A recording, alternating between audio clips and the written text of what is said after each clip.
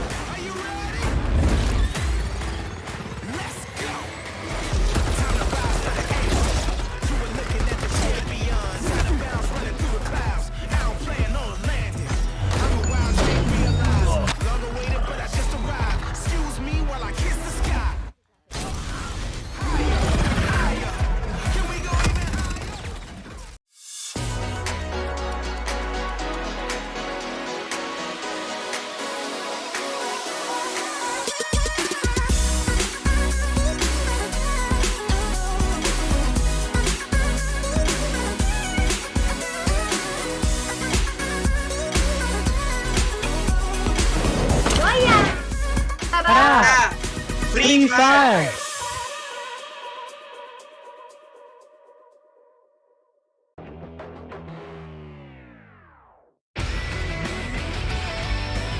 Barba in there taking down and eliminating Shin. Sanity right now taking Dan. Vigilantes not looking good. Actually do that as Kalata, who's next, is going to get a little bit of a tricky situation here. Proving it's going to be a full squad that is going to penetrate through the wall. By Fear No One having no fear, will they be able to take the win? And there you go. Outskirts of the wall, but they have 0 kills so far. And right now, here we go. Lafred seeing them finally try to see if he actually get another one. Here we go. Gets the kills. Finally getting.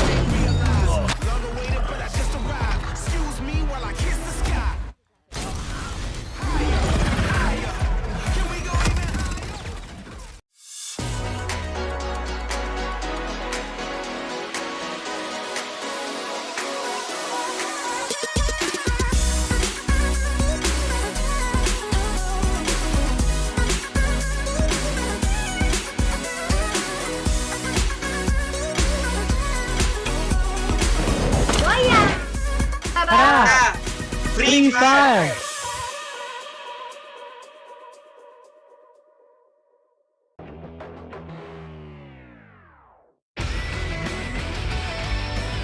Barba in there taking down and eliminating Shin. Sanity right now taking Dan.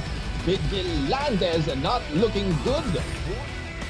Actually do that as Kalata who's next is going to be a little bit of a tricky situation here. Proving it's going to be a full stride that is going to penetrate through the wall. By Fear No One having no fear, will they be able to take the win? And there you go. Outskirts of the wall, but they have 0 kills so far. And right now, here we go. Lafred seeing them finally tries to see if he actually get another one. Here we go. Gets the kills. Finally getting.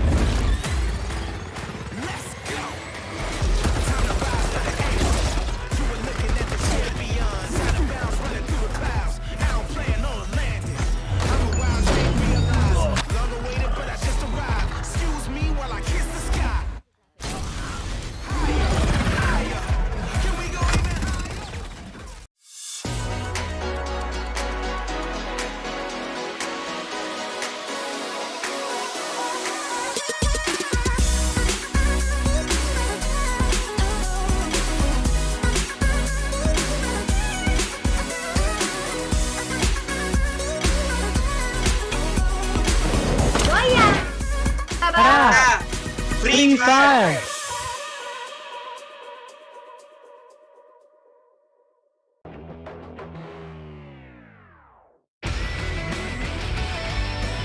Barba in there taking down and eliminating Shin. Sanity right now taking Dan. Vigilantes not looking good. Actually do that as Kalata who's next is going to be a little bit of a tricky situation here. Proving it's going to be a full stride that is going to penetrate through the wall. By Fear No One having no fear, will they be able to take the win? And there you go. Outskirts of the wall, but they have 0 kills so far. And right now, here we go. Lafred seeing them finally tries to see if he actually Here we go. Gets the kill. Finally gets.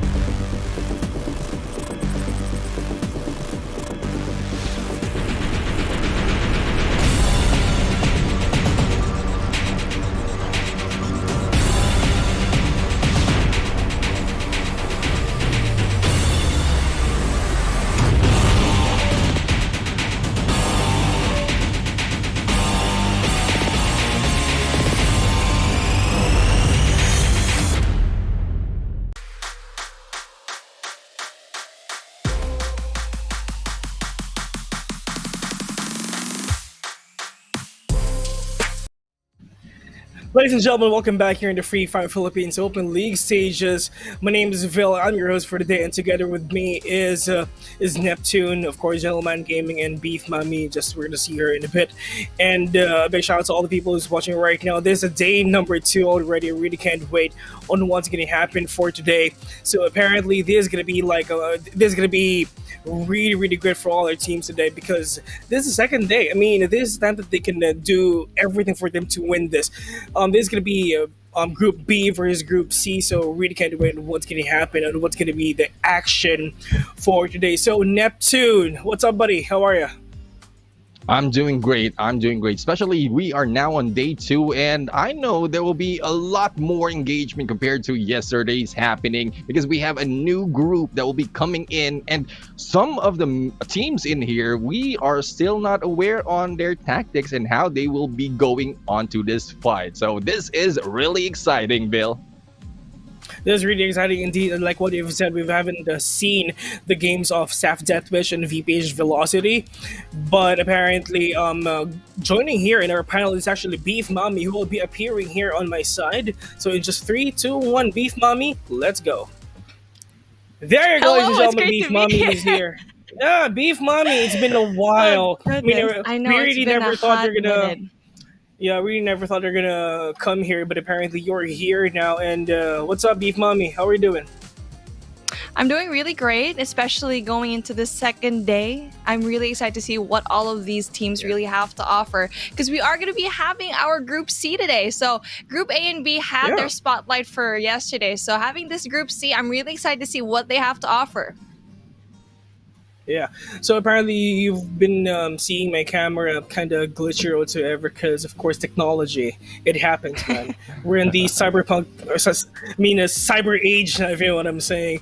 But ladies and gentlemen, we're going to see now the qualified teams. How we'll be playing today is going to be Group B and Group C for today. But I just would like to give you all the teams that are qualified here for the league stages. For Group A, we have Almighty, AV Ligers, Schnauzer, Kizmumu, Trout Legend, and PXG Radicals. For Group B, Bloodyhead, Wills, Tyrant, Fear No One, VB Desolators, Kalasag, who's next. But for Group C, it's gonna be Saf Deathwish, VPH Velocity, number 1. Thanks for the info, Shoot and Run, and WLV Imbalance. It is actually an all girls team, if I'm not mistaken. Am I right, Beef Mommy? Or Yeah, Neptune? you're absolutely right. They're an all Yeah, girls it's absolutely team. right. Yeah, they are all the So, girls team, and we've seen them already a while they're- ago. Yeah. So I can't wait for that. I can't wait on their performances. But here's the prize pool for the Free Fire Philippines Open. If you're placed 12th, you're gonna get 10,000 pesos. 11th placement, you're gonna get 15,000 pesos. Rank 10, you're gonna get 20,000. Same goes with 9. But 8th place, you're gonna get 30,000 pesos. Same goes with 7th. And the 6th, ladies and gentlemen, you're gonna get 50. Same goes with 5. And if you get rank number 4, it's going to be 75,000 pesos. Rank number 3, 100,000 pesos. And the 200,000 pesos for the rank number 2.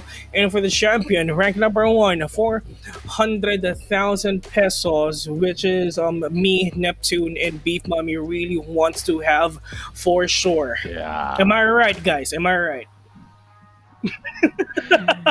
Yeah, I We mean, all want that who doesn't- 400,000, Who doesn't buddy. want? I mean, Yeah. exactly. Exactly. I mean, not me, but of course, maybe not you guys as well. But apparently, this is a point system of our tournament today. If you're ranked 1, you're gonna get you will automatically get 12 points. Rank number 2, you're gonna get 9 points. If you're in the 3rd place, you're gonna get 8 points. 4th place, 7 points. 5th, it's 6. 6th rank, you're gonna get 5 points. 7th, you're gonna get 4 points. 8, 3, 9, 2, 10, 1, and you're not gonna get any points at all if you're ranked 11 to 12. And 1 point per kill is gonna be our thing for today. So it's really up to you if you're gonna get like 16 kills, and if you're gonna get like that sweet booyah, that's gonna be like 28 points. Quick maths, yo. So, so to be honest, I'm actually really excited on what's going to happen. And the schedules is added today. It's going to be match number 1 here in Bermuda, match number 2 in Purgatory, and going back in Kalahari. And the second half of our tournament, match 4 in Bermuda again, Purgatory and Kalahari. Well, apparently this is going to be like 2 to 3 hours of action again, just like what happened yesterday. So it's going to be real quick. I mean, to be honest, this is the first time I hosted Free Fire, and I'm actually really surprised that this is actually really fast paced. I mean, I never thought that it's like 15 to 20 minutes. I actually like imagine that per game it's gonna be like 30 minutes or like 35 minutes if we're gonna compare this to another to another game. But yeah, everything is really fast paced, and it's like I really love all the teams that are really joining here because they're just giving it all, man. But apparently, I just want to talk about the things that happened yesterday first. Yesterday was a blast. I mean, it was amazing. That's like a big Cinderella story, most especially for AV Ligers, losing at first, but skyrocketing to the top with a total of 3 booyahs, ladies and gentlemen, and 3 booyahs and 2 booyahs in a row in the 5th game and 6th game. What can you say about that team, Neptune? Well, AV Ligers, like what you mentioned, is Cinderella story. They started from bottom on the first 2 match, and I've been thinking about this all day or all night after the game, and probably it's one way that AV Ligers are trying to hide off their strategy, and they just want to go for that comeback. just go for that comeback after the whole matches is over. Like imagine Neptune going to bed and just like thinking about AV Ligers. AV Ligers, that is a really great story. I know You can just imagine like the yesterday, speech bubble over here. You can just imagine like a cloud above Neptune's head. AV Ligers, very nice and cozy at night. But yeah, like we've been seeing a lot of all of these teams, and for yesterday, it's our first time actually seeing the invited squads, because a few weeks ago we did have our open qualifiers. So we were able to see what they were actually made of, and now we can already see the reason why the open qualifiers are such a, it's an important thing. But for the invited squads, they're just like, what, it doesn't really matter. We're gonna be coming here inside with a bang. And so AV Ligers with that 3-piece, that was really good for them. Yeah, for sure. Come in with a bang and the booyahs as well. But apparently, I know you've watched the games yesterday, Pete. So how's the feeling to be a viewer yesterday? Oh, it was really good. Like, honestly, I was just like watching, and especially knowing how I will be casting today. So I had to really check out all of these teams, knowing that, yeah, I've seen some of these in the open qualifiers, but for the ones that were actually kind of invited, I wasn't really sure as to how their performance would be. But I can already tell it was very, very impressive just from the scores that we've been seeing. Like, they've had a lot of these booyahs, and only 2 teams from that open qualifiers from Group B can actually get the booyah. We had Schnauzer and also Tyrant as well. So Yeah. it's going to be interesting how they actually perform here in this particular round, especially knowing that Group C is coming up ahead. All right, for Group B, ladies and gentlemen, Bloodyhead and Wheels popping off real bad yesterday. Wheels getting that booyah to boost their placement points, and same goes with Bloodyheads, of course. But the big question here is, can the other teams keep up, or maybe do a comeback in this game? Beef. Well, we'll see if they're actually going to be able to keep up. And for example, I guess for Group C, there's going to be a lot of things that they need to learn. And knowing that they had the advantage of actually watching Group A and B really just battle it out yesterday, knowing that there's also going to be a new map, Purgatory, there is a lot of pressure on Group C just because they should have everything down, knowing how powerful all of these teams are. And we are going to be having another 2 teams that were invited already, so we don't really know how they're going to be performing. But yeah, the pressure is on for Group C, knowing how well they did yesterday. Yeah. Yeah, we're going to talk about Group C in a moment, but I'm going to ask you now, Sir Neptune, Gentleman Gaming, the most handsome caster I've known. What can you say about the Group B? Well, Group B, they've created a great performance from yesterday, also from qualifiers, but so far there are a few in there that's still not popping off. There are a few teams that needs to step up, especially on this battle, because they will be shown more on this fight. But right now, we're going into this first map, Bill. Bermuda is going to be the first map. Game number 1, ladies and gentlemen, here at the Free Fire Philippines Open League stages. Later on, we're going to talk about Group C after this. So without further ado, Beef and Neptune, it's time, and let's go. Let's go. I'm so excited yet again to be back in Bermuda, the Cursed Island. And this is usually the island that people really like. This is a very classic map. We've seen it so much without all of these competitions. And I'm really excited to see what all of these teams have to offer in this particular matchup. Since it is a classic map, you're already going to expect that they know what they're going to be doing. Everything's laid out perfectly for them. It's not going to be like a Lahari where it's a new map. Everyone knows where they want to go. And right now, we're going to be seeing a very nice flight path coming here from Katua all the way over here into Observatory. Yes, indeed. And there you go. I think Clock Tower will be occupied by 2 teams in here, and we might see engagement as they are the first teams who will be on top of each other. And we have the rest who are already taking... Oh, there's also Katuli Stiwa in there with 2 teams in there as from the west side. So we'll have to find out which team will be firing the first blood. Well, SAF here is going to be one of those teams that we actually haven't seen yet. So it's going to be very important for them to really go in there because they are one of the invited teams that we have alongside BPH Velocity. So, you know what? SAF needs to step it up just because a lot of these teams have already proven themselves earlier on in the group stages. So a lot of these teams really need to prove that. But we already know that they're going to be invited. So they're basically just going to prove that, yes, we are here, we are invited, and we also deserve to be here. So again, McRory, just going to be able to actually go around, get some loot on. There's not going to be a lot of squads around them. So they're just going to be really, really smart here in Bullseye because there's not going to be anyone here. But here we go. First blood is going to be ensuing. Nice shots here on the side of this first blood. You already have a new kill leader.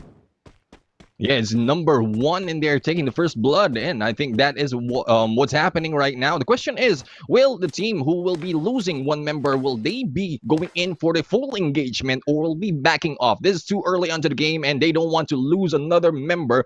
They might be escaping that situation, and the rest of the teams will be on the lookout as well for number 1 because they don't want to be next on their list. Beef. Yeah, they want to be number 1. They don't want to be number 2. So you already know this team is very, very impressive already. They kind of had a struggle in their group stages, but you know what? It's a new day. It's a new slate. Everything's going to be forgiven if ever whatever mistakes that they did before. They're for sure not going to be able to do that now. And here we go. SNR, Jashika goes down. Just to look like over here, it's going to be very, very hard for them to actually go back in there with 1 member down. Again, a lot of shots fired. Daryl tries to take 1, not quite getting it. It's going to be seeing here the chrono. It's going to be get that. Gets 2 kills already to his name. And there goes shoot and run. Not running just yet. They are going in for Bloody Heads right now. And 2 heads already been taken down from the side of Bloody Heads. And SNR shoot and run will not be running that far as they will be backstabbing here. And Bloody Head will be eliminated from this fight. It is Wills right now who's going in for the third party. And they will be going in side by side against shoot and run. I don't think shoot and run will be able to get away in here because Wills in here has already proven their worth from the day one. Woos! Always providing us such amazing gameplay. Shoot and run, doing the same mistake that they were doing in the group stages. Really just going in there, literally shooting and running. And you already know that doesn't really quite happen. That's not a good strategy to actually have. Shoot and run needs to go shoot and hide just because they're always so open. And it just basically worked out for them. They were able to actually win 1 map here in Bermuda, but that's not going to be enough. You need to be able to really just pull back, try to be a little bit more passive, and right now they just paid the price. Wills is going to be an opponent that you don't want to match up against just because they are going to be one of the top teams that you're going to be able to play with, especially with a team like Embalor.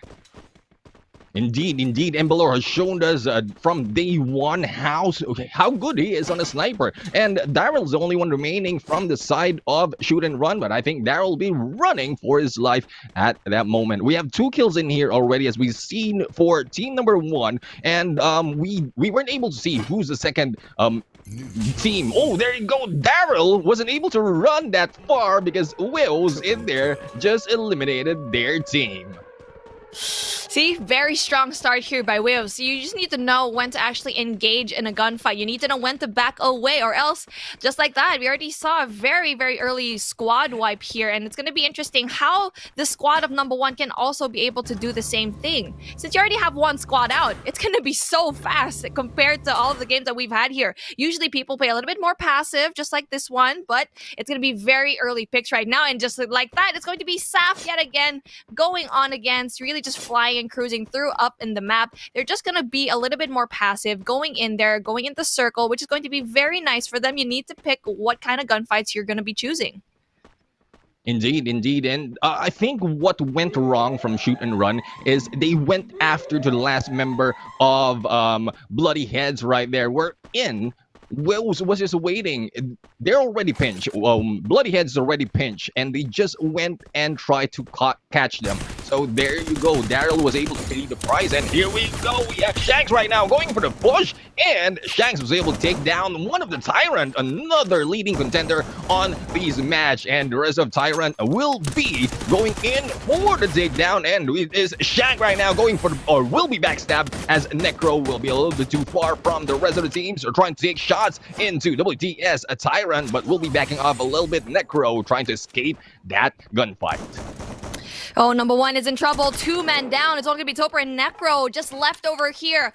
They should have just engaged a little bit too passively. I know they were actually ready for that fight, but unfortunately, they're just a little bit too strong here. It's going to be very hard for all of these teams to actually go in there knowing that you are going to be at a disadvantage. Even though that they were there earlier on, they just need to know when to back away and really just wait for your team. You can already see that 1 member was away and out of sight, which is going to be very hard because you already have like a full squad going up against over here, and you're going to be having like a really, really hard time going in there, especially going up against a team like WTS. So, you know what? It's going to be very hard for them to go in there, especially just having 2 members left. So I want to see what they need to go, because right now they just need to back away. They are not going to win this gunfight, knowing that you can see here Pong is going to have that sniper, especially having this really nice head glitch. Indeed. And there you go, number 1. I think what number 1 or happened with number 1 at that point is they got the 2 kills already, and I'm not quite sure. It might went over their head and just rushed in onto the Tyrants, and then there you go. The first 2 kills that they had will have to pay the price for the 2 members that they lost. Yeah, they pay the price for sure. And for now, they need to back away because there's no way they're going to be winning that, especially with that high ground that Tyrants is actually occupying. So Topper needs to find a way to really just sneak in here, especially with his teammate, by the way, which I'm not quite sure where he is. They need to be really, really close by, or else it might be trouble. I know they do have a really, really good gun set right now, double vector in hand, but it's just not going to be enough, especially if you're going to be up against Pong right now with the sniper. So they need to find a way to just sneakily go out and maybe even hope for a distraction from another team, but it just doesn't seem like it's gonna happen.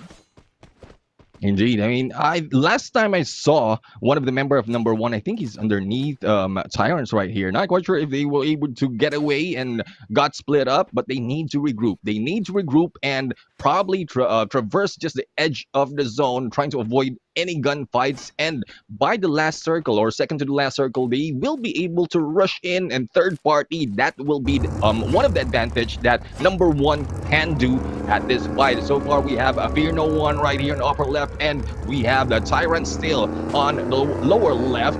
And here we go, danger zone in there already on the top of, I believe this is Who's Next in the danger zone, and hopefully they'll be able to escape that, because once it hits them, it will be bye-bye Who's Next.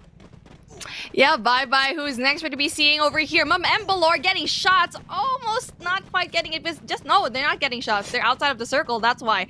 For a moment there, I thought there was going to be a squad right behind them, but it just turns out they're just a little bit too outside of that circle. They need to go in there if they really want to get, a lot of that placement that they need to get. Positioning is going to be key, and one of that is going to be going in the circle early. And they're kind of struggling. Maybe, yes, they're getting a lot of those frags, but if they get into the crossfire of another team gonna trying to catch inside of the circle, they might have a hard time just because they're getting damage already from the zone, and also they might get crossfire from another team. Indeed, and most of the tactic that we've seen from teams is just to gatekeep, especially the edge of the zone. If they have been spotted in there, it might be the end for Wills in there, and we won't be able to see much of their gameplay. And we did mention Embalor, who gave us a great show yesterday with that sniper. Hopefully, we'll have the same show from Embalor as soon as he gets into the zone and heal up, regroup with the teammates, and if I'm not mistaken, there's a drop right next to them, but I think they'll be skipping and they will be pushing on closer to the zone this time and trying to secure their position, Beef. Yeah, they need to position themselves really nicely, try to get that high ground that everyone just been looking for.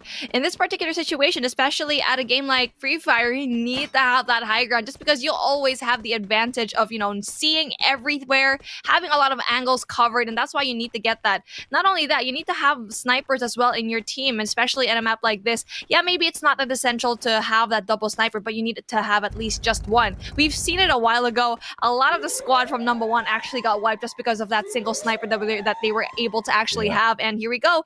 We're going to be looking at Fear No One having 0 kills, not quite fearing anybody just yet, but here we go. Tyrant is actually going to be a little bit over there. I feel like they just stayed there a little bit too long, wanting to get number one, and just like that, we're going to be seeing Fear No One try to go for the kill.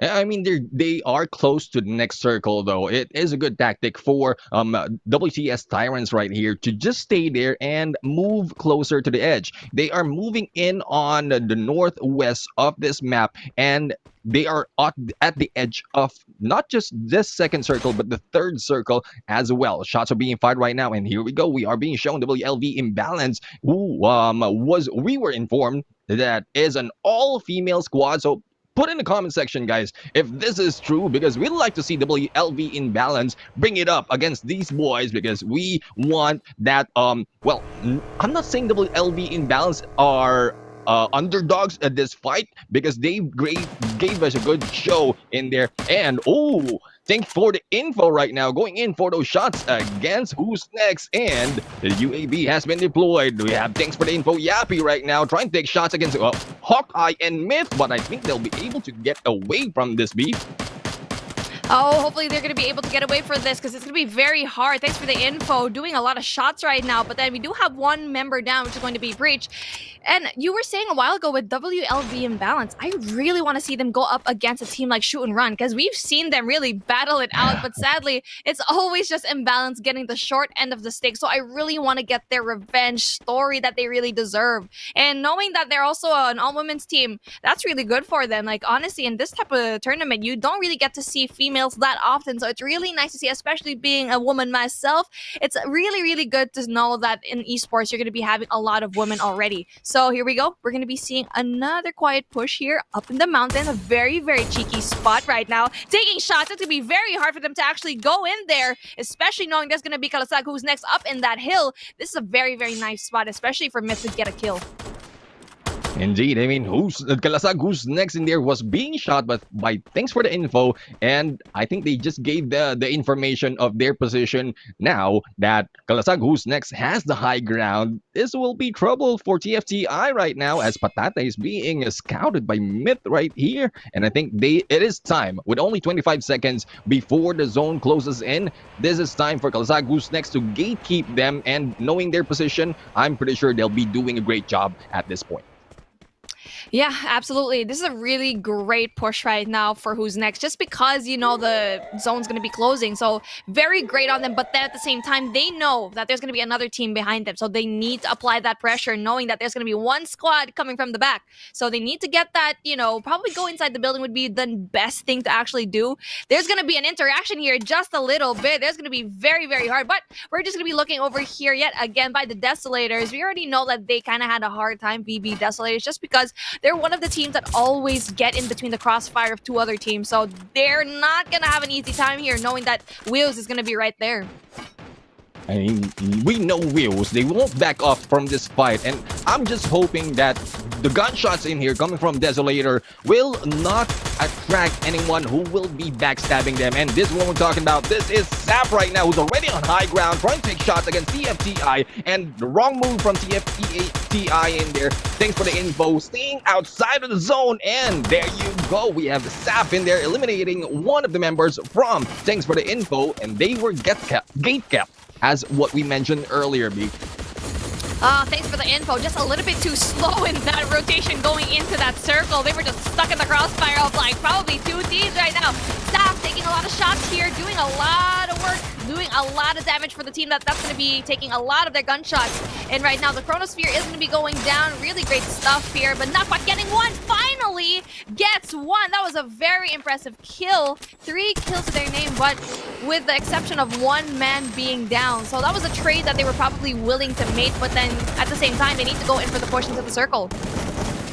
Indeed, indeed. And there you go. 2 teams has been eliminated already from this fight. Thanks for the info. And number 1 has been taken out of this battle. We're now left with 8 teams fighting. And Zap right now is still not over. Damon right there is still taking shots. I don't know if Damon hasn't been spotted just yet. And we have BPH Velocity, another invited team who was taken down. Ooh, this is getting really hot. And we are now left with only 7 teams remaining, Beef. Oh, that was very unfortunate to see an invited team actually take out. We only have 1 more left, but here we go. Todd Shots has been taking fire right now. Fear no one. Iceman goes down. It's going to be very hard for him to actually recover as they're going to be surrounded. And it's going to be very hard right now just because we can see here another very strong team that has been doing so well here, Tyrants. They're not a team to be messed with, and they know what they're doing. But then, here we go. A kill does go down here. Oh, Fear no one seems to be a very worthy competitor right now for the side of Tyrant. Indeed, Tyrone right now is having trouble, but they will be backstabbed. We have Fear No One who will be backstabbed by Kalasag, who's next. And what a great move from Kalasag, who's next, just waiting patiently for that battle to get over. Moving into the edge of the zone where Fear No One was and eliminating that team. We're now left with only 5, and Wills will be taken down. And we are now left to 4 teams. We have in here Desolator, who's still surviving at the end, but Kalasag, who's next with 4 men still alive. Mike right now is going in for the shots against BB Desolator, and with only a few covers in here, Mike might be in trouble, but the rest of the teams are going for the flank. This is just a distraction tactic from the side of Mike, and the rest goes in for the push. Kalasag, who's next versus Desolator. It's going to be very hard. Hive taking shots. Hawkeye really going in there for the aggression. Going to be really, really great on them. But then the over push right now, Hawkeye does go down. That was a really great push. Really great aggression right now for the side of Desolators. And Funky and Hawkeye just paid the price. And here we go. Just another person here in mid-side. Just seems to be like they're really struggling as we see here. Desolators absolutely desolating the team they're up against.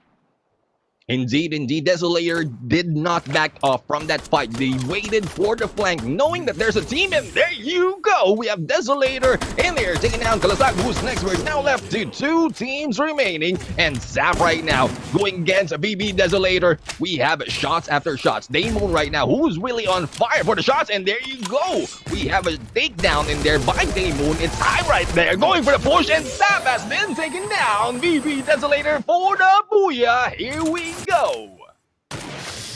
I'm so happy to see what I'm actually seeing right now. Desolator is always struggling in that group stage, but finally getting the first booyah. We got Wankai, Hive, Ninja, and Saber doing such an amazing job on the aggression. They had everything down. They had 2 squads to worry about, but you know what? It didn't really matter. They were able to go up against such strong teams already. We already know that they were strong, and Vil, I bet that would be very entertaining from the sidelines. Like, swear, I mean, in a BR game, a good rotation is one of the best things that you can use to win. But apparently that is not actually working for Desolator because they just stayed in one place, man. I mean, that is the rotations going on circles on that on that house or anything in that compound. What can you say about that, Neptune? Well, just staying in one place, Desolator. man. Desolator in there made a great decision. They didn't back off onto the other side of that compound, because if they did, they might be taken down by another team who's waiting on the other side. So they just waited for Tyrants or Kalasag, who's next, who's trying to shoot them down, and this time, Desolator wasn't backstabbed. They weren't pinched. It was the other team who got pinched, and Desolator got the upper hand on that fight.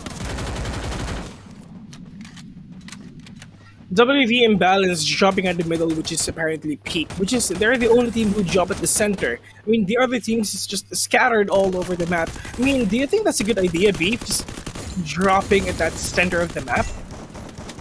Yeah, it's going to be a little bit better, but at the same time, if you are going to be jumping with a lot of those other squads, then it may be really good to stay at the outskirts of the circle. But at the same time, they're going to be struggling to always try to push and gatekeep and maybe even be gatekeeped yourself. And that's what we actually saw here from Saf and even from Tyrants. They were always at the very edge of the circle, and they always had to engage in those early gunfights, which sadly, they went down one by one, and going into that final circle, they just came in there with 3 or 2 members left. Yeah. So that's going to be a very interesting push here for Desolators, knowing that they were a full squad, knowing how very well all of these squads were 1-man, 2-man down. I actually want to talk about Bloodyhead as well. I mean, Bloodyhead popping off yesterday, going onto the games with a bang, but they have the first team who got eliminated. What the hell happened there, Neptune? I mean, it's more of anticipation that there's it might be the same set of tactics coming from the opposing team, but knowing that there's another group who's coming in and different approach as well for those who has been shown, especially from Group B. I'm pretty sure they have other things on their book because they are being shown so much on stream and a lot of chances for the other teams to review their tactics. Yeah, like what you've said, just trying to try to inform on what's gonna happen and stuff. But if we're gonna compare the games yesterday, this is kind of slow paced. I mean, do you think that they're just reading the strats of their enemies, or just they really want to stay safe from the battles, Beef? Well, it just makes sense that it is a little bit slow paced, especially going up against Group C, just because it's their first time here.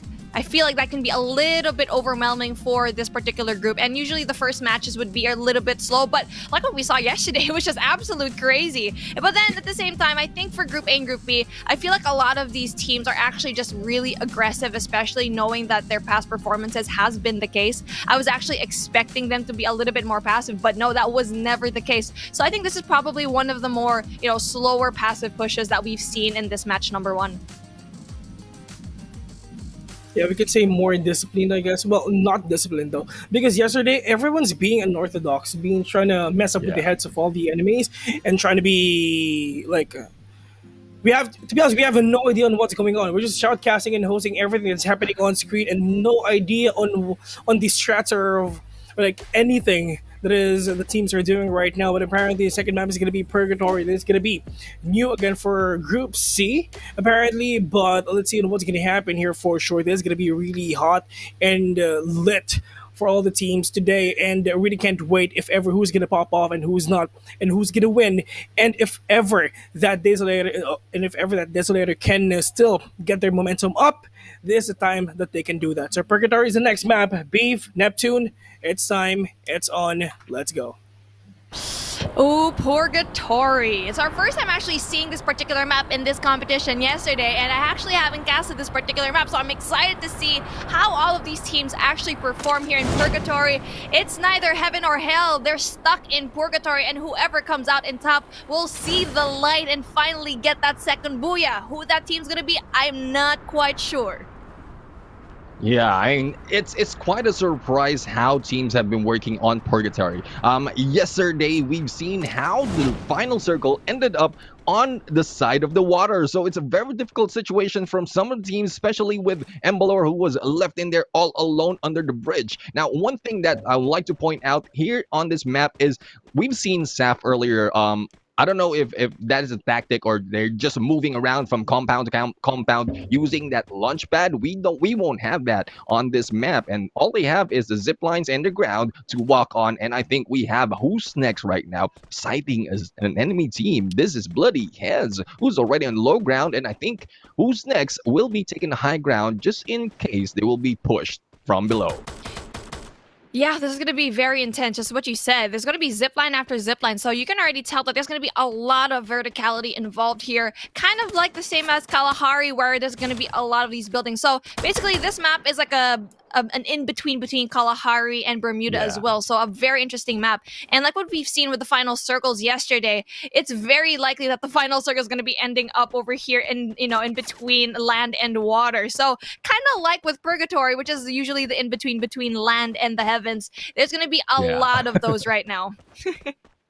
Indeed, I mean, this is what's great about Free Fire, because the dynamic of the circle, where it's going, and how you're going to position yourself, that is the key. Now, here we keep talking about the high ground. Now, Kalasagu's next has the high ground, but they don't have any cover compared to Red right here with a lot of logs, who's trying to shoot down Maute. But that high ground, specifically for two members of Who's Next, Kalasag Who's Next, is out in the open, and they can be shot from below. As you can see, Bloody Heads already have those buildings covering them, and they'll be able to switch over building to building, and just to avoid any gunshots coming from Hawkeye right here. We'll have to find out if that will be true, or it will Kalasag Who's Next has something on their back pocket that they're going in for the push. Maute right now is in here going in for the vehicle gameplay, and that was just a distraction. The gunshots from behind taking down Maute and Red as well.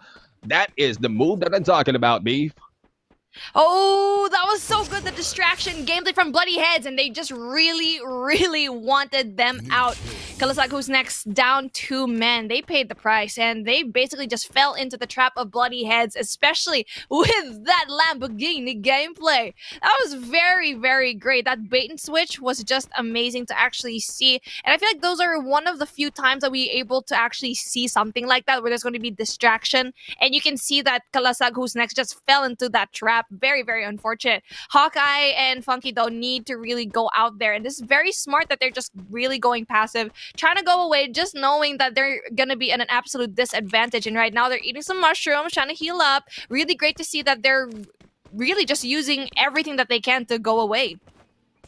I mean, they have no choice. They have to use everything that they have because they already lost 2 members. And talking about that bait tactic, that is, though we know that happened a lot, especially in Battle Royale, but I fall for that almost every time. So that is that's one thing that was great for Bloodyhead right there, and not so great for Kalasagu's next because they fell for it, and two member went down. I believe one member in there was trying to go for the pickup, but the glue wall wasn't deployed. We have no chrono shield in there that was deployed, and here we go. We have WTS right here, and this is where the vehicle might fail as we have a Tyrant going in against Sap, and Sap, let's go, has been taken out. Let's go has been eliminated on this fight, and this is another side of that distraction tactic. Sap is being eliminated slowly. McRory will be going down, and it's now left to Day Moon in there trying to run away as WTS Tyrant go in for those shots, B.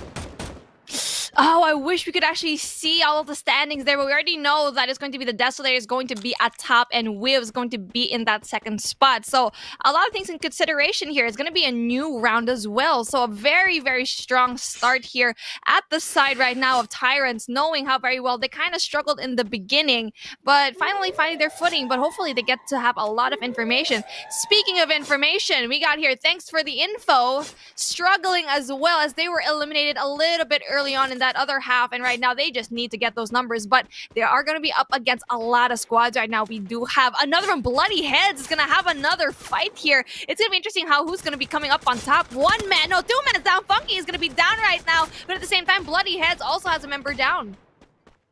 And there you go, Kalasag, who's next with only 2 remaining members, was pinched in there by Thanks for the info. And I think some of the members from Bloody Heads has been taken down as well. Hopefully they will be picked up in there and completed as a full squad because Thanks for the info are in there getting ready. Here we go, shoot and run. We know this gameplay, the shoot, but the question is, will they be fast enough to run away? And there you go, one has been taken out. We have in there Jashka right now trying to go in for the revenge, and this VPH Velocity a little too late in there on that sphere, but wasn't shot from behind. Genesis right now going in for the shots against the 3 members of VPH Velocity, and here we go.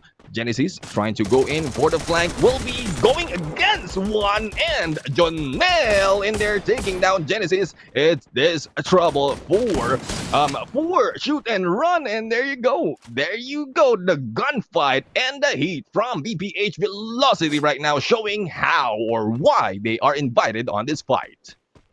Absolutely doing insane, especially in the side of insane, having that 1 kill, having 4 kills to their name as well as a group. You know what, shoot and run is just it's hard to see this because we already know how well they were in the aggression, but I feel like at this point, every time they try to they try to push aggressively, it doesn't work out for them at the very end. So having that name shoot and run, again, like what I've been saying, they just need to shoot and hide. Just every time that they're trying to go for the engagements, it's not that smart for them just because they go in there pants down without any kind of defense. And I'm actually seeing their movement as individuals in that team. They struggle with having really good movement and knowing when to pull out the chronosphere and also the glue walls. So it's really just a matter of polishing up. They can certainly have very nice moments, but for that particular round and for all of the rounds that we've seen them so far fall really early to the round, very unfortunate to see because we already know how well they can do.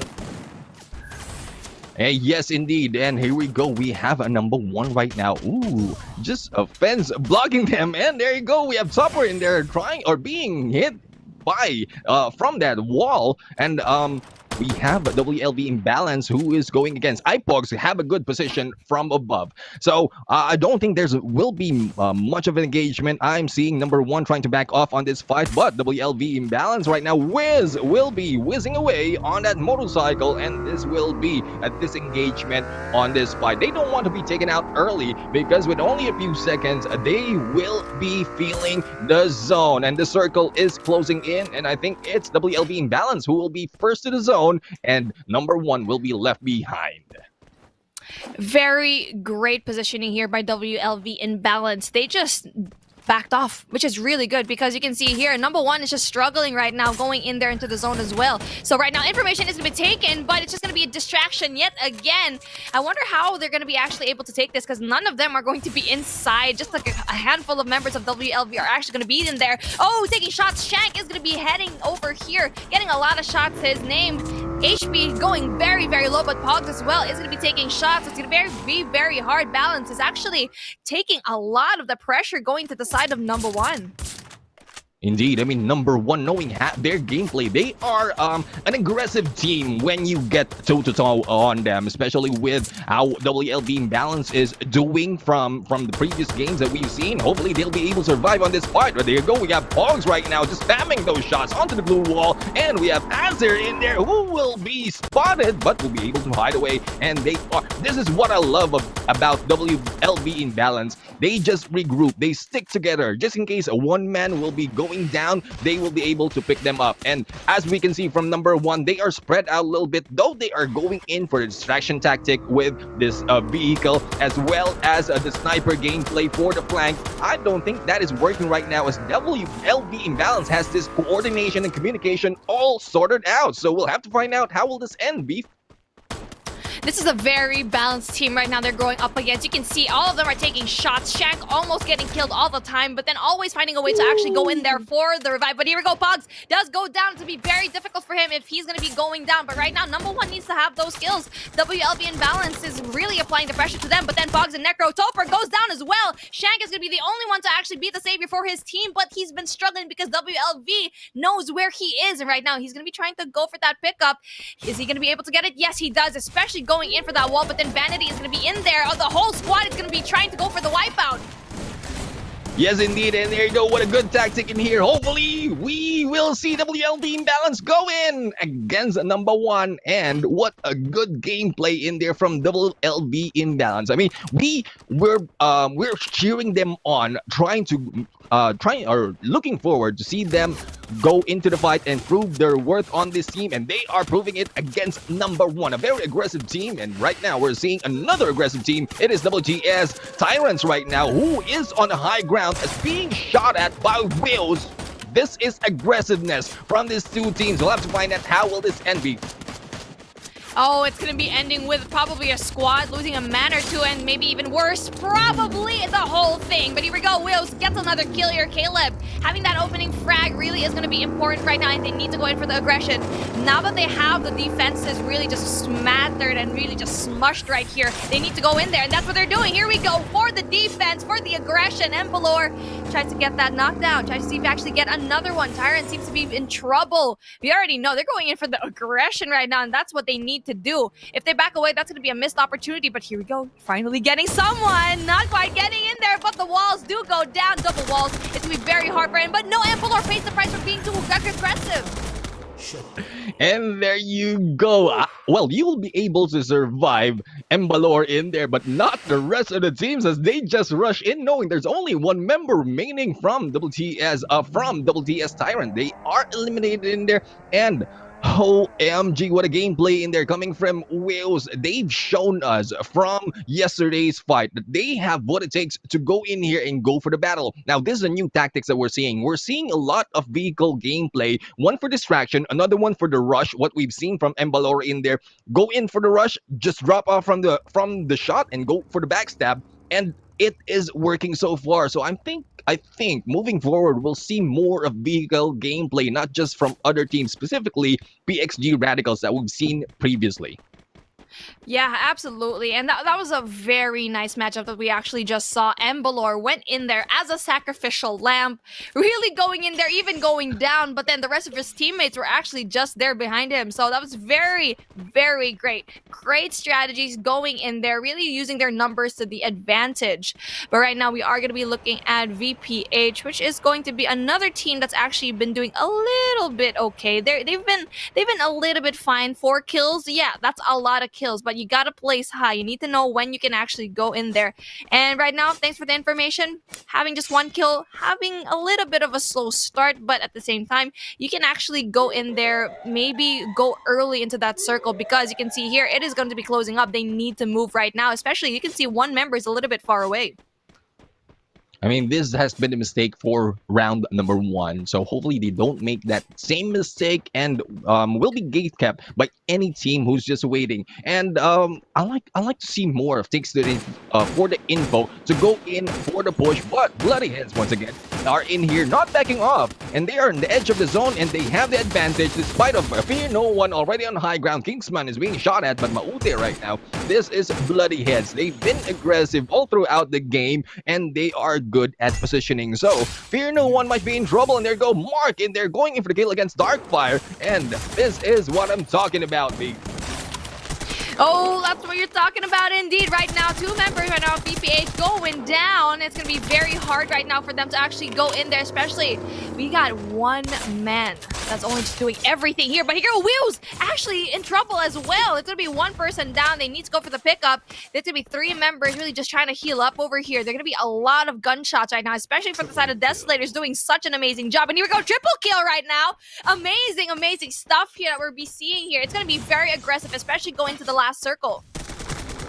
And this close quarter combat, this is where we usually see the utility gameplay. And there you go, we have Fear No One going in for the kill of another kill against VPH. But Wheels right now is in here, going in for the grenade. And there you go, Club right now going in for smart tactics. They are closed in. They are boxed out. There's no way to go away. And all you have to do is throw that grenade and just take them down.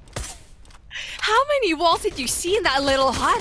I'm pretty sure there was like 4 glue walls over there. Very smart though, because they can't even throw a grenade going in there. That's probably like one of the kryptonites of the glue wall, right? A grenade and a sniper. But if you are going to be stacking up all that 4, oh, it's going to be very good. WLV taking a lot of these shots right now. They're struggling in balance. They were doing so well, but having 1 person down, they need to go in for the heal up. And especially Desolators having that high ground and knowing that the wall is going to be going into you, not your favor. Oh, it's going to be very hard. They need to use the glue walls to their favor and really go up the hill.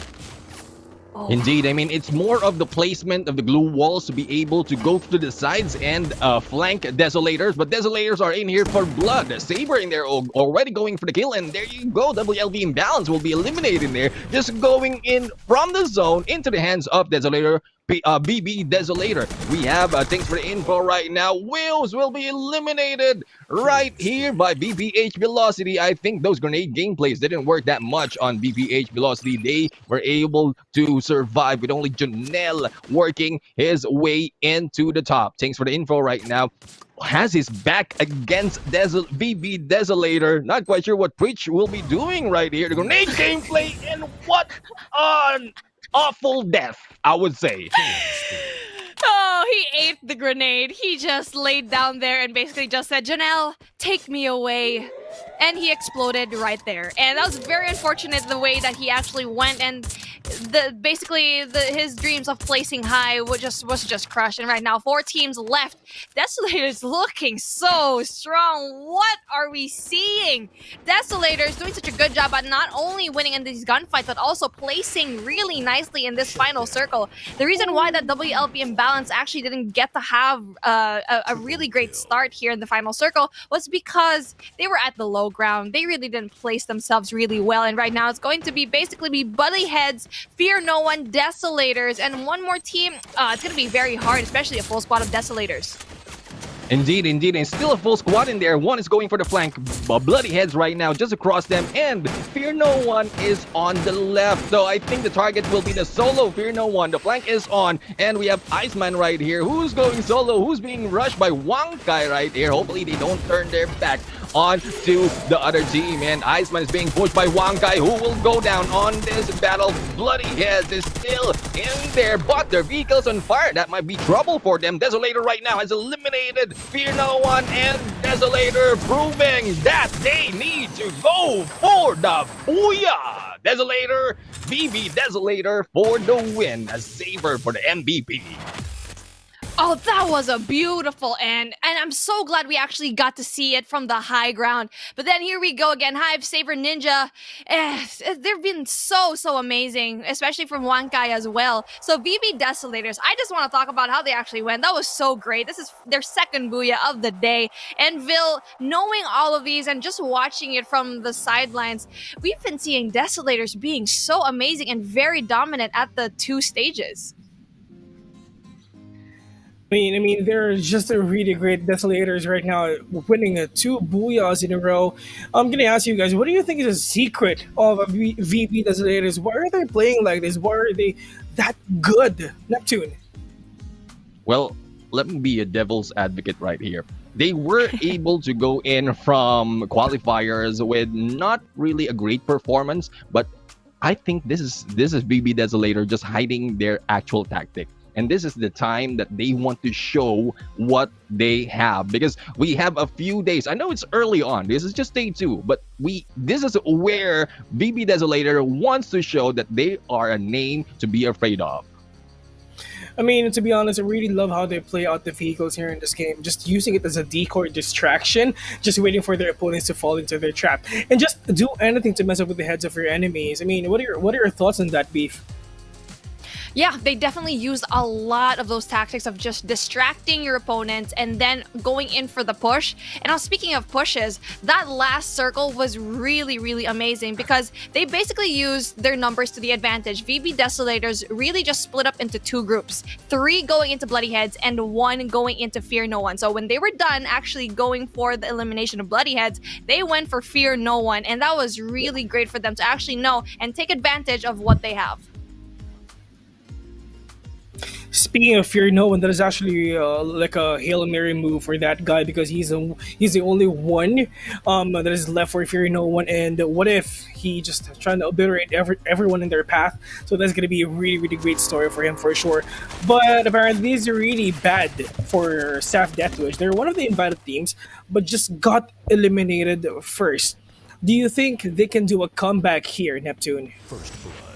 Yeah, I mean, Saf has been a popular name, especially on Battle Royale scenes, and we cannot count them out just yet. Remember yesterday when we were counting out AV Ligers and the way it went into the top? So I think Saf right now, again, this is me as a conspiracy theorist, there's a lot of things that are going on behind the scenes that we are not aware just yet, and they might be showing us by the end of this day. I mean, actually, it's just the VB Desolators cutting the heads of their opponents. I mean, they're one of the qualified teams, and they're just trying to destroy all the invited teams out there. Maybe we can say that they're just really worthy of this place. But actually, VPH is cutting the heads of Shoot and Run as well. Being that aggressive of a team, I really thought that they would be the ones who would get eliminated because of their cheeky spot, but still winning that team fight against all the teams without getting killed as well. I mean, what can you say about high ground, Steve? Oh, the high ground is so important. We already saw that a while ago. WLV Imbalance actually got taken out into that final circle just because they were at the bottom of the hill and the circle was actually being enclosed up against them. And sadly, it was just a little bit too much for them to handle because VB Desolators knew that, and they knew they had the high ground, the advantage, knowing that there wasn't going to be any teams from behind them. And like you can see here, Desolators just do every single time. They do so well. Look at that cheeky spot. Look at that wall placement, and you can only just see the feet of their opponent. That was a really nice wall. So VB Desolators, perfect run. All 4 members just stayed till the very end. To be honest, Bloody Hound, man. I mean, this is actually a big comeback from Bloody Hound, being eliminated first in the first round, but the comeback of their team is just intense. Do you think that BH found their pace already, Neptune? Well, yes, usually the first round will be the warm-up for everyone, and once they have what Saf Deathwish and BPH Velocity has to offer, because the rest of the teams, they were able to fight them off from the previous days from the qualifiers. So once they have seen what Saf Deathwish and BPH Velocity has to offer, then they have a plan. They have a backup plan to go against them, and right now it's working. But in terms of momentum, ladies and gentlemen, I think we can still feel the momentum of Weirdos yesterday, blasting the heads of everyone that they see. But later on, we're going to talk about that. And ladies and gentlemen, once again, this is the Free Fire Philippines Open League stages. We've seen the game 1 and game 2 already. After the break, it's going to be game number 3. Once again, we are your casters. My name is Vil, alongside with me is Neptune and Beef. See you later.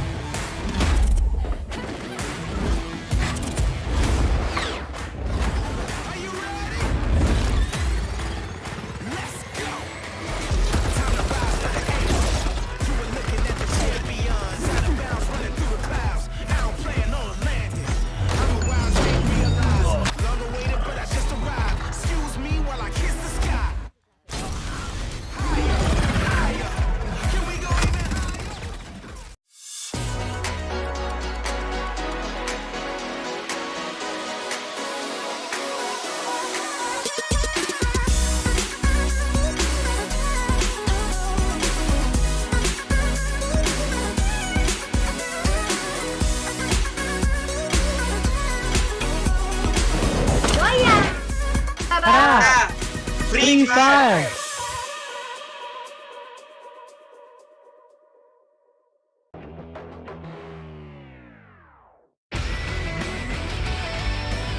Barba in there taking down and eliminating Shin. Sanity right now taking Dan Vigilantes and not looking good. Actually do that as Kalata, who's next, is going to be a little bit of a tricky situation here. Proving it's going to be a full squad that is going to penetrate through the wall. By Fear No One having no fear, will they be able to take the win? And there you go. Outskirts of the wall, but they have 0 kills so far. And right now, here we go. Lafre seeing them finally tries to see if he actually get another one. Here we go. Gets the kill. Finally getting.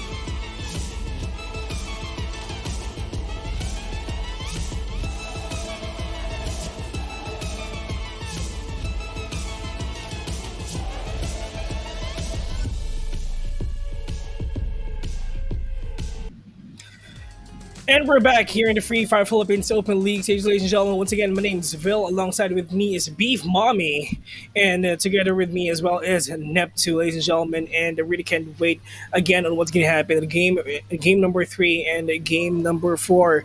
But I just want to talk about 2 games for just happened a while ago. I mean, what are your thoughts on the first 2 games and most especially Group C, Beef? It was a flawless run for Desolators, and I actually thought the teams of, the ones that were actually invited would have a more dominant run, but that's not the case. And I'm really glad to see someone from the open qualifiers really just bringing it to the maximum level. And I feel like, you know what? Gentleman actually made a really great point a while ago that maybe they were actually just hiding their tactics from that open qualifier stages and really just bringing everything here and just showing everyone, okay, we are not to be messed with, especially having that 2 kills. They definitely did that. Now, how about you, Neptune? Yeah, I mean, it is true. Most of the time in here, you just wait for the chance to go in for that, aggressive push. That what we've seen in here right now on BB Desolatorville. I mean, here in the round standings, this is just the match number 2. I mean, it just happened a while ago. Well, VP Desolator is getting that win again, getting a total of 21 points. Bloody Head with 16, VPH Velocity with 15, Wills with 10, and WLV Imbalance, the team that we are actually rooting for. I mean, we're not being biased, but we just want them to be at the top, to be honest. Not being biased. You know what I'm saying? Getting 9 points together with Fear No One 2 with 9 points. Thanks for the info with 8, Tyrant with 7, Number 1 with 2, Shoot and Run with 1, Nicholas Ag, who's next, 0, and Saf Death Wish, one of the invited teams so far, getting 0 points. But however, we're going to check out the overall standings for today. Tyrants, ladies and gentlemen, getting that top spot apparently with 91 points. It is actually really new. I'm actually really surprised because look at AV Ligers. They have like 3 booyahs, but Tyrants got no booyahs at all, but still getting that top spot with 91 points, followed by Wheels with 88, AV Ligers with 82, VB Desolators with 81, together with Bloody Head too.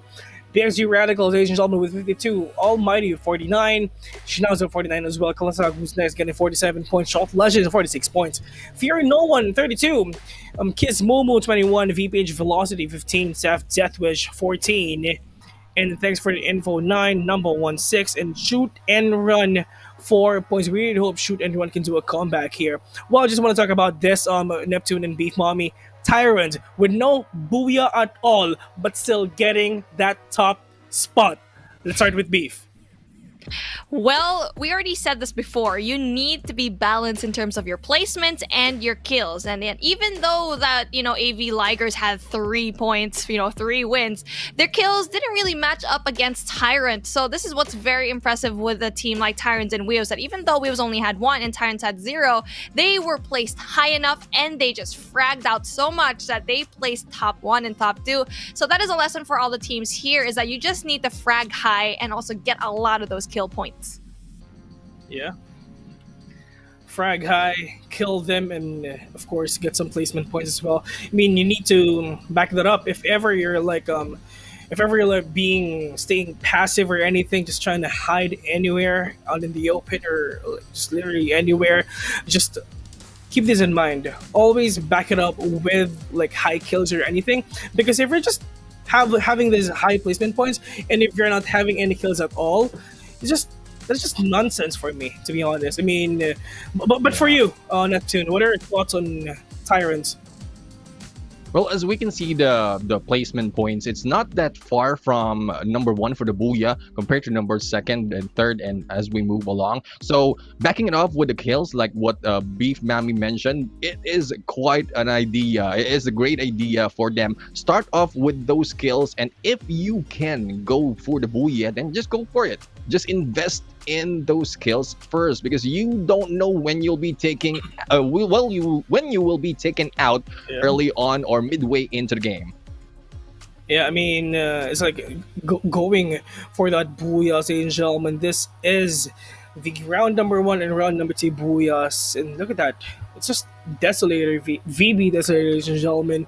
So I'm gonna ask you guys, I mean, if you're in the heads of VB Desolator's opponents, if you're in the heads of these teams, how will you destroy them, Neptune?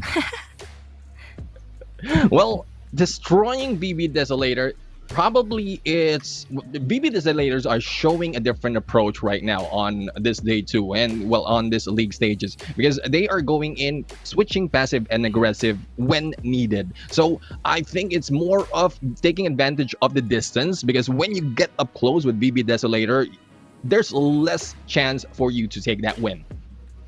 And how about you, Beef? Well, you just have to basically smother them. You need to swarm this particular group. If you are going to be going up against VB Desolators, you need to probably just team up with a group and be like, okay, we're just going to sandwich you, because we've seen that before. Desolators were sandwiched before and they usually go down. So I think they're just that good that you probably need 2 or 3 other teams to actually get down and dirty with them. But apparently, I guess teaming up is not that allowed here, I guess. But we can do that in our scrims or anything. Just team up with each other and then just trying to obliterate all these people. Maybe we can do that, yeah. So apparently, this is actually the game number 3 so far, and first half of the day is actually going to end already. But actually, I think it's game already, guys. I think it's game already. I think this is not the... Is this the replay? No, it's the game already. No, so it's a game already though. So apparently, let's go. I mean, Beef Mommy and Neptune, it's time. Game number 3.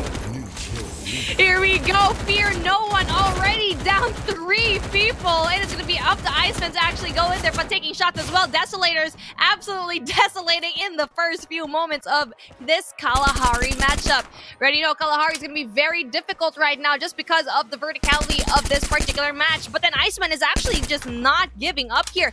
Desolators to actually look like they're in trouble right now. Oh, one guy in the cheeky spot tried to see if he actually get one, but doesn't quite get it.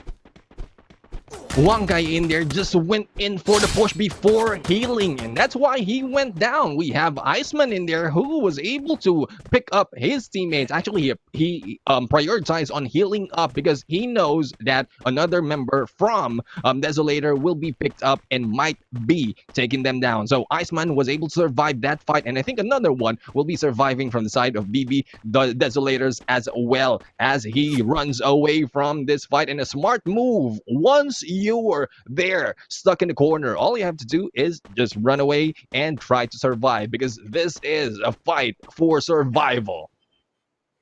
A fight for survival indeed. And right now, he's going to be the only one actually left there. Kalasag, who's next, is also going to be a little bit in a pickle here. But you know what? Let's go and move on to Iceman. Doing so well. He was able to actually go in there. He could have just went away, played a little bit more passively, but did an actual sneaky job of going inside the window and taking care of one more VB Desolator. So that's going to be very bad on the Desolator side, knowing how they're going to be down basically essentially one person. And right now, going in there, we always had VB Desolator have a full squad at the very end of the matchup. So for them, having one person down, and especially in this particular map, it just seems like they don't have really good numbers in this particular map. Kalahari is going to be very different, especially going to the playstyle. It's really going to be going up against the snipers. And here we go. It's going to be Kit Kat yet again. Patata doing a lot of those shots out. And it's going to be very difficult for a lot of these teams to go in there knowing a lot of angles can be taken. Indeed, I mean, a lot of angles and high ground can be taken, especially on this map, Kalahari. We were talking about the high ground earlier, and earlier on the previous map, Purgatory, there are high grounds in there wherein there's not much cover, but here it is just industrial areas wherein the compounds has height and covers, which is great for snipers. And I think Saber right now is having trouble. No heal, no. Yeah, no heal, no health. It's going to be very hard right now. Rory is going to be going up against the wall right now. This is going to be one person. Saber is going to be the only one left. Oh, gets a very cheeky spot right now. And he's just going to be over here. I think I've seen this spot already. I've seen this in the open qualifiers. And usually the person coming up from up against the roof is going to be the winner. And this is what we saw. Desolators out so early. The first squad out. And we can see here, Fear No One just did so much damage, and it's just very hard and very good for the other teams that are actually going in there. This is what I'm saying. Different squads need to work together, but not on purpose, of course. But just, you know, applying the pressure, knowing that Desolator is going to be there, you need to go in for the aggression, and that's what happened. Fear No One did a really good job, but sadly lost a couple members as well. But you can see here, Saf just ended everything. And then here we go. ZJ... Bloody Heads taking a lot of shots. Maute taking a lot of shots as well, but then eventually gets to have that glue wall up, eventually saving himself.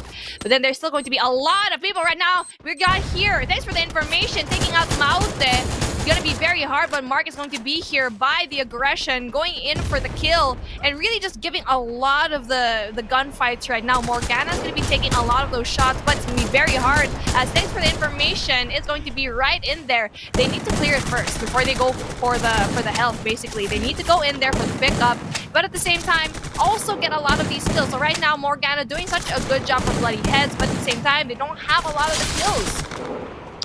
Takes another one. Now, there's a lot of kills right now for the side of Bloody Heads. 3 already. Eventually taking out the squad one by one. Thanks for the info. Not quite thanking them because it's going to be very hard since there's only going to be probably one more person for the side of thanks for the info. I just want to see who is going to be the only one left here. I'm actually not quite sure, but Mark is going to be going down, but it's a very good switch. Very good trades right now for the side of Bloody Heads. They're just doing a really great job in here. Just because they're going in for the aggression, they're getting all of those kill points. And at the same time, especially going into that last round, they got a lot of placement points as well. So this is a good start for Bloody Heads, just because we already know that they've been learning from the past points. Yeah, they've been really learning. They've been doing such a great job, but I know that they actually struggled in that first matchup, but they just really learned so well. So, yeah, it's going to be very nice to actually have. And I hope that, you know, right now, Neptune, what do you think about what's happening right now, especially going to the side of Bloody Heads? They're doing so well. Well, Bloody Heads has been doing well so far with the past few games that we've seen. And one thing that they have to be consistent on is go in on that final circle, final fight, and make sure that they take that win. Because they were able to survive up in second from the previous round. It's just that they went in against BB Desolator in there and just decimated them. So they just have to be consistent on their gunfights and on their position as well. Yeah, the positioning is really needing to be very, very nicely. And especially for the side right now for Bloody Heads, they're doing so well. They lost one person in the crossfire though, but then I feel like that's a chance that they're willing to take. And they were able to be fruitfully rewarded with all of those kills. And we got one team already down, VB Desolators. Very upsetting first start. And I hope we actually get to see a lot of the gunfights that's ensuing, because I feel like a lot of these teams already having a lot of these engagements. So SAF doing a good job as well, knowing that they've been basically they eliminated everyone, the last person in VB Desolator. So it's going to be important how Bloody Heads actually responds to this, because they've been doing so well in this round.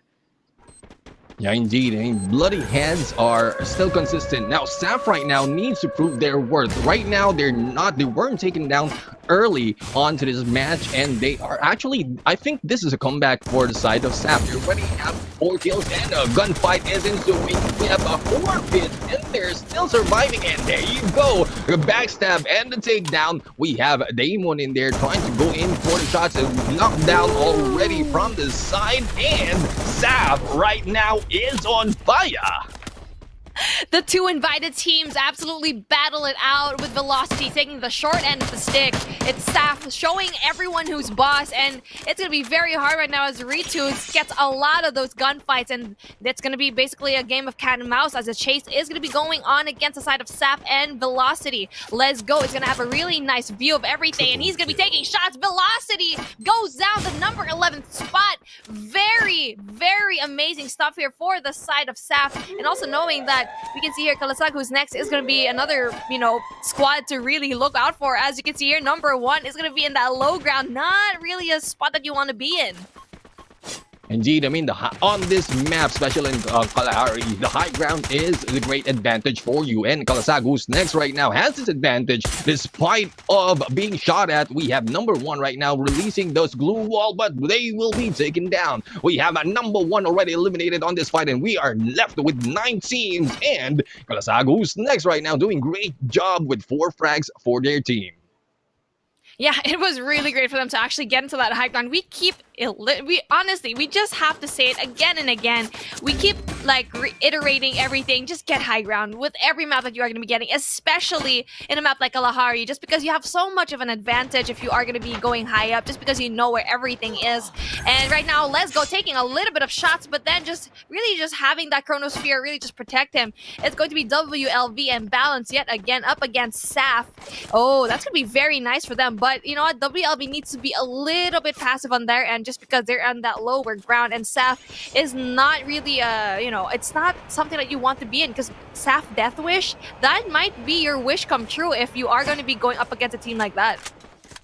Indeed, I mean, earlier we were talking that they're already down out 0 for the first 2 rounds. We've seen that before, and that's something that you need to think about. Despite of being low on the rankings and the leaderboard on the first part of the match, doesn't mean that you're easy to be bullied with, because I think SAF right now has something in store for every team who are in there, who's trying to undermine their tactics and their coordination. So SAF right here already with 7 frags and still 9 teams remaining early on to this match. This is SAF coming back from this game. Absolutely. Speaking of a comeback, that's something that we actually weren't able to see in the side of VB Desolators. And I was actually supposed to make a point a while ago, but then the game just really started out really quickly. I already knew that VB Desolators wasn't going to make it through this particular map, because from their past performances in this particular matchup, they didn't really do a good job here in a map like Kalahari. And usually, a lot of these teams, if they do well in a map like, let's say, Bermuda, they usually don't do well in Kalahari, just because it's such a different map. Everything you need to just change up, and it is a newer map, so a lot of these teams may not master it yet. But we can already see here that SAF Deathwish already has 7 frags, which is very impressive for already. This is only the middle of the game, so having a lot of those frags, and especially probably getting 4 more, just because you can see here they're positioning themselves for the kill for Imbalanced. Indeed, I mean, we talked about earlier what will be the tactic against VB Desolator. It's taking the distance and taking out from afar. Now, once a few members from VB Desolators are already knocked down or already taken out, they can be pushed that easily. it's something of their weakness that they are good in close combat battle, but once you have them from behind, especially with a double team or with a backstab or the pinch from two teams, that is where BB's Desolators are really struggling. And Bloody Heads right now is in here. I think they are going in for that push, and this is a shoot and run right now being shot. Oh, this is Double DS being shot, and there you go. With shoot and run, Jashka was able to dive here. No one will be eliminated, and Bloody Heads is in here still in a fight, beat. Oh, very, very close call right now. SNR taking shots, but they're actually going for the response. Morgana's going to be the only one left. It's going to be very unfortunate because I thought they were actually going to be winning all of those engagements against Shoot and Run, but apparently not. It's going to be just Morgana having those 2 kills. She needs to play passively. You can see here, you just really need to go in there, and while they think you're the rooftop, I think it's time for you to just jump off, go away, because they know you're there. You can probably see there's going to be a lot of grenades going up here, needing to heal up, and Daryl and Genesis already is in there. You need to go out. You need to get away from this rooftop because they know you're there, and right now they're over here in that first floor, eventually going to be heading over up here. Indeed. I mean, being on the top, if no one has seen you go in there just yet, the glue wall will be a signal for the enemy to just push you. And that's what happened to Morgana right here. But fortunately, Morgana was able to survive. We have a Vanity in there taking down the last of the Tyrants, and Sap right now is going in for the push. We have Let's Go going in onto this building, and a bunch of enemies going in from behind. McCrow right now for the jump, and Bloody Head will be eliminated. Morgana will be taken down. Thanks for the info. Also taken down, and we're now left with 5 teams in here, Beats. Oh, it's going to be very hard right now. Saf is going to be 1 person down yet again. Only 2 to their name. It's basically going to be a lot of these teams. Just 4 squads left. Big guy, Kalasag, who's next. We also have Saf as well. We also have Shoot and Run, apparently, which have been doing, honestly, surprisingly, really a good job. Wheels as well, Embalor, but we already know how much of a high fragger Embalor is. He can really utilize everything that he has, and even though he's the only one, we've seen him just have a lot of these frags. Funky is going to be taking some shots. A lot of these moments, really great positioning from all the teams, but Shoot and Run, I think, has probably one of the best ones, but they do need to push here into that high ground going low. Indeed, I mean, Embalor, you mentioned Embalor, despite of being solo or being in a squad, he always takes those frags. Right now, we have 4 teams in here battling it out. Walls and spears are being let go. Final circle are closing in, and we have 2 more circles closing in, and we have a triple kill in there coming from who's next. Shots are being fired from above. Mike right now is already down from that high ground, and I think there's no surviving from that fight. Speaking of Embalor, with that triple kill, we already know he's gonna be so good, and he's the only one left for his team. Not only is gonna allow to get a lot of these kill points, but to actually place high as well. Oh, he's the only one in his team. This is what's really, really impressive with a guy like this. You already know he's gonna be able to actually clutch this up. Maybe not win the round, but get enough points and get enough kill points to actually place high. And that's why Wheels has been placing so high that even though they only had 1 booyah. And right now we have Saf and Kalasag, who's next, gonna be fighting over this rooftop, and it's gonna be very hard for him. And honestly, Embalor needs to take advantage of this situation, knowing there's gonna be a lot of teams going up against one another, just waiting for the kill, and needs to be patient. But then, just like that, gets eliminated as Day Moon does the job. And there goes Saf Death Wish will be taken down, and we have a Booyah in there, and we have Kalasag who's next, taking this win. Red, Hawkeye, Mike, and Funky for the Booyah. Amazing booyah, and we already know who's next. It's such a good job all throughout all of this, especially in their positioning in that final round, the final circle. They were just up in that rooftop, and I actually thought that Saf was going to be able to take it just because they were being pinched. There was basically just like 1 person behind them, 1 on the side. Everything was just not in their favor, but then Red, Hawkeye, Funky, Mythe, Moye actually was able to pull through everything.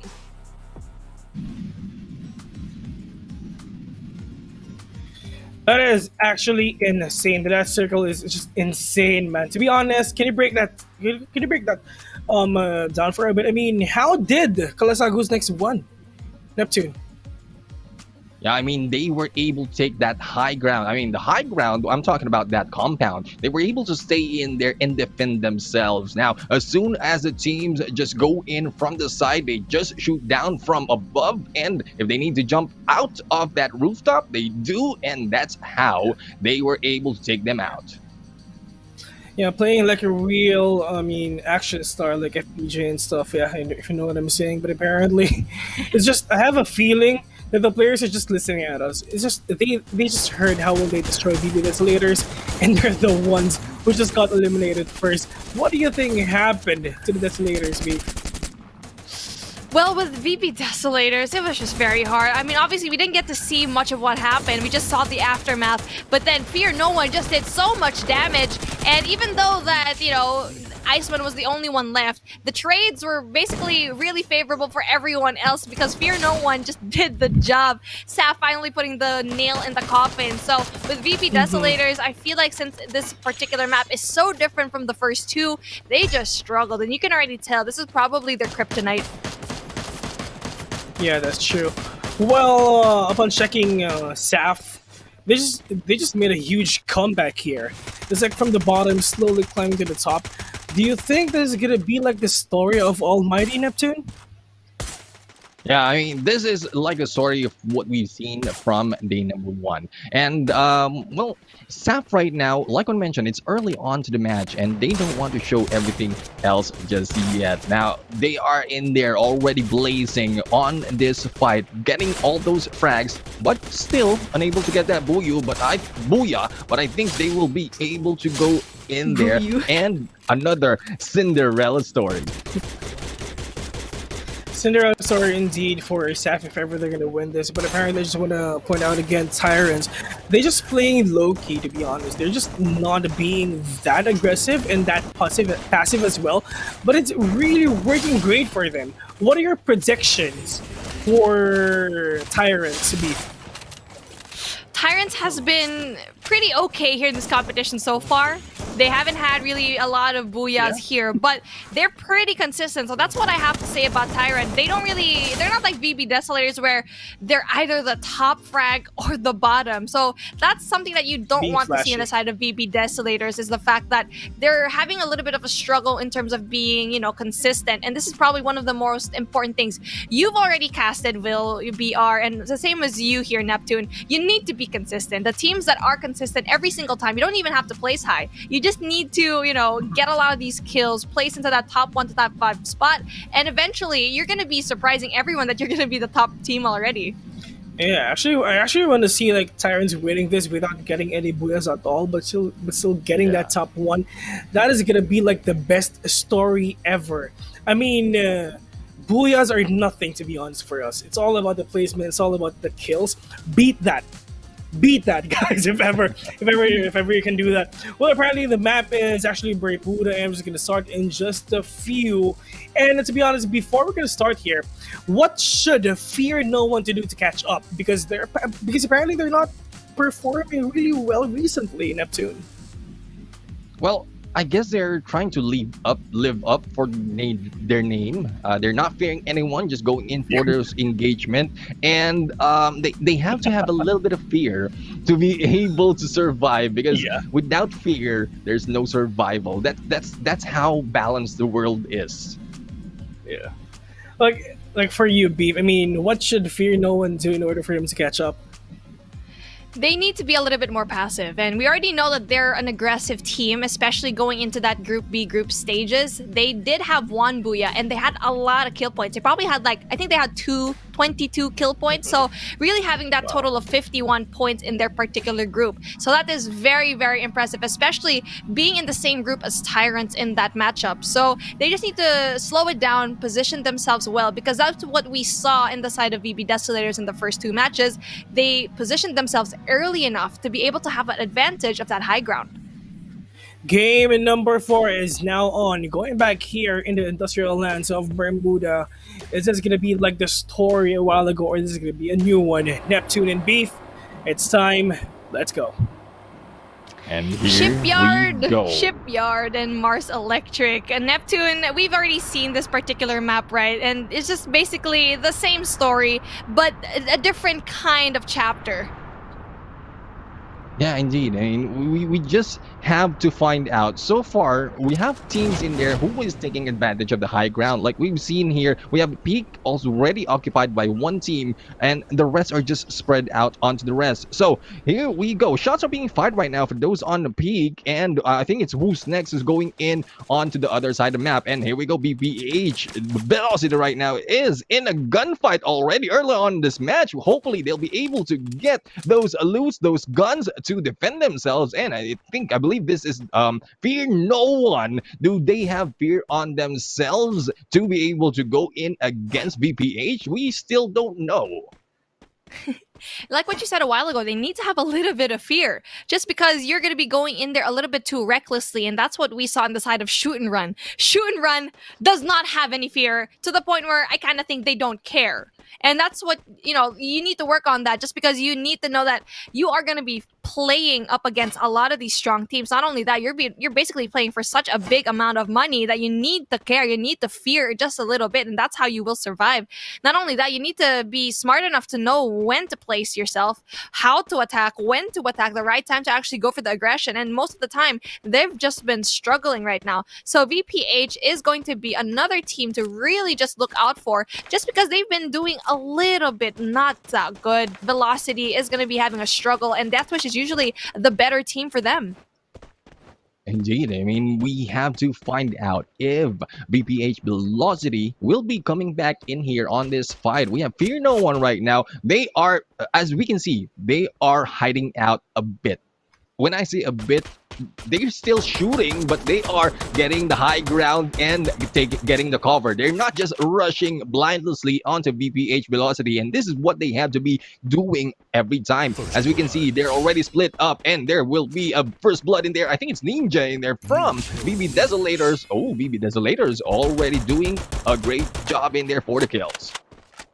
You already know VB Desolators are going to be so amazing in this particular matchup here in Bermuda. And just basically like their name, they're just desolating every single team except for Kalahari. So with that in mind, I think it's the teams that need to know that VB Desolators aren't going to be very particularly good at that particular map. So right now, Fear No One is doing a good job at applying that pressure for the side of Velocity. Just because Velocity knows that Fear No One is an aggressive team, so they just back away. Very smart plays here by Velocity to just back away and know that they're going to be at a disadvantage, just because you can see that Fear No One is at a really nice spot. Their positioning is very nice to actually going for the kill, so it's really great for Velocity to just back away. Darkfire is going to be scouting the place, but there's going to be number one over there, just like that. TFTI, thanks for the info, is going to be having a really, really hard time. 2-man down. Oh, this is going to be very hard for them, Neptune. Yes, indeed. I mean, in front of WLB Imbalance right now, in front of these bloody heads that we're seeing right now. Shots are being fired, and there you go. WLB Imbalance just traversing this wall. They don't want to go in for the push just yet. They want to make sure that they have a good position and regroup. Oh, but there you go. We have Ross in there for the kill, and the glue wall will not be there in time. The opposing team will be picked up, and that might be 1 man down already from side of WLB Imbalance. The grenade are being thrown right now. We'll be backing off onto Vanity. Will Vanity be able to escape that? And here we go. Vanity in there, going in for the shots, and ZJ will be taking 1 man down. Vanity for the kill. Shotgun gameplay coming from Vanity, but will be taken down and backstab, and WLB Imbalance eliminated from this match that early on. Ooh, Morgana with the assist. Just helping out a teammate. Just go in there, and it's going to be very hard. 2 teams already going head-to-head in the side of Bloody Heads. It's basically going to be Kalasak Who's Next versus Imbalance versus Bloody Heads. And right now, Bloody Heads seems to be like they're gone already, as Kalasak Who's Next finally does the job. But then I guess for the side of Bloody Heads, they're able to get rid of Imbalance. So I guess that's the trade-off, right? But it's apparently not a little bit worth it, as they are going to be going really, really early into the round. Indeed. I mean, we're seeing the Kalasag who's next from the qualifiers. This is how they move. This is how they fight. And I think this is how they'll be able to bring themselves up onto the leaderboard. Kalasag who's next really are choosing their fight and positioning themselves on that on these engagement, knowing that there has been a battle already against WLV Imbalance and Bloody Heads. They just waited for the perfect timing to go in and eliminate that squad. Yeah, the elimination was just so early. You can already tell that this is a little bit more aggressive compared to the past few rounds that we actually got. 10 squads already just right in the side of this one. But then Iceman taking a lot of shots, finally gets one, gets that opening frag yet again. They finally have 2 to their name. It's going to be very interesting if Kingsman can actually get another kill as well. But they already know they gave away their position, so they're going to be in trouble yet again. Fear no one needs to go and heal up. Darkfire does go down, needs to go for the pickup. There's going to be a lot of people right now that's actually going to be surrounding them, and knowing that they have the high ground, it's just very interesting to see how they can actually get away from this one. I think what they need to do is get away from the tower, just because you got this very cheeky spot right now. I'm actually not quite sure who's going to be on top over there, but it's going to be very dangerous. Speaking of dangerous, it's going to be the danger zone. The missiles are going to be going up against this team right now. Neptune, this is what I'm telling you. They need to get out of this tower.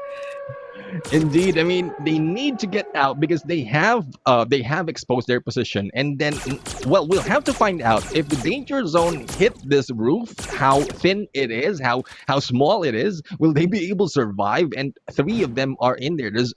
They're not spread out that well to be able to survive another gunfight or probably a grenade from the opponent. And we'll have to see if Fear No One really doesn't have fear. They're not getting away from this fight. They're not getting away from the danger zone. And I just saw another team just pass them by from behind. So if they stick here and expose their position once again, they might be taken down. Yeah, they need to get out of there ASAP. And the good thing for them is that in their danger zone, they were just at the outskirts. So that's the reason why they didn't really get a lot of those missiles, right? So right now, they just need to be able to get out there. But then one team already knows that they're actually going to be there. So it is going to be a very sneaky move if they actually go away, just because they've given so much of their positioning. So I think that was the end of whatever I don't know, they didn't try to push here as well. So I feel like for them, they need to move in there, especially going into the nearby houses, just because someone's going to be in that high ground looking out for them. Indeed. I mean, the way I'm looking at the tactic of Fear No One, they're going for the usual 1-3 push. We've seen that a lot. One will be going in for the scout, and then the rest of the team will be following. And in this Iceman's turn in there to go in for the push, but as soon as they saw the enemy, they tried to go in for the shots. But those guardhouse, those high grounds is not enough cover for them. And I think their opposing team has already went away and left them in there with the danger zone trying to destroy them, and the rest of the teams will be back on it into the zone. You can see here, there's already a bunch of teams in the center right now, especially going at the strip. Now, this is a place that you kind of want to be in, just because you're going to be a little bit comfortable knowing that you won't be gate kept. And there's a lot of these teams as well in the outskirts. And you can see here, thanks for the information is so far away. Now, that is something that is very, very troubling for me, just because they need to really just struggle going in there, especially going up against shoot and run. That's just going to be by the bridge. This is not going to be looking very well for the team of Thanks for the Info, just because they're so far away from the circle. And you already have VB Desolators at the very center of the strip as well. So this is why I like to see VB Desolators in this particular map, just because they position themselves so nice. Not only that, they're up against the hill. They know there are going to be a lot of people coming in from that particular direction, just because you have Clock Tower and Factory, knowing that there's going to be really good loot there. So there you go. This is what I'm saying. Look at that positioning for VB Desolators. It's just perfection. Yeah, I mean, they are still smack there in the middle of that next circle. And we were talking about Takes for the Info. They've been doing this for a few more for the earlier matches, and not quite sure if they're not changing their tactics. They're just going in from the edge and staying a lot of times outside the zone. They have already lost 2 of their members, and they are still struggling to go into the circle. Hopefully they are ready if someone gate kept them as they go into the circles. We have shoot and run right now in here, also trying to go in on the edge tactic. This is the basic tactic that we're seeing, but they need to get closer to the next circle to be able to have the advantage, because it might only take them a few steps, a few seconds to get in there, but the UAV will be released and they might be able to scan as to who is around them. Yeah, they might be able to actually do that, but they're going to be in a very difficult spot. The edge of the circle is going to be a little bit tricky for them to actually stay in. Shoot and run needs to make a little bit more calculated pushes on their end, because so far it's only been aggressive and not really planning out what they want to do. So right now they're just doing a good job at being a little bit more passive. But at the same time, when they actually go in there for another squad, when there's going to be another squad in their name, they need to find a way to actually be a little bit smarter with their aggressive pushes. But you can see here, they're actually just playing the outside of that circle, knowing very well that a lot of these teams are already positioned. So right now, it's doing a good job for them, but later on, they're probably going to like pay the price just because everyone else is already positioned and you're going to be playing catch up. Yeah, indeed. I mean, shoot and run is just running right now and not shooting. As we have McRory in here roaring on this vehicle, on this car. And I think it's a double vector on his hand as well. And we have Saf right now. This is just McRory going around trying to look for anyone to take down. Now, question is, where are the rest of the team?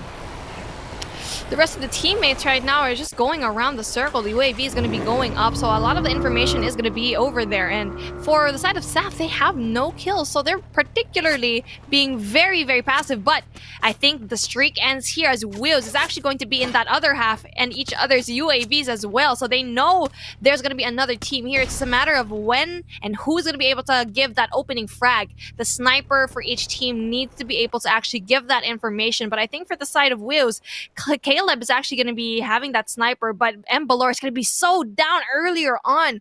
Now that is a loss for the side of Wheels, just because Embalor is usually that high fragger for their team.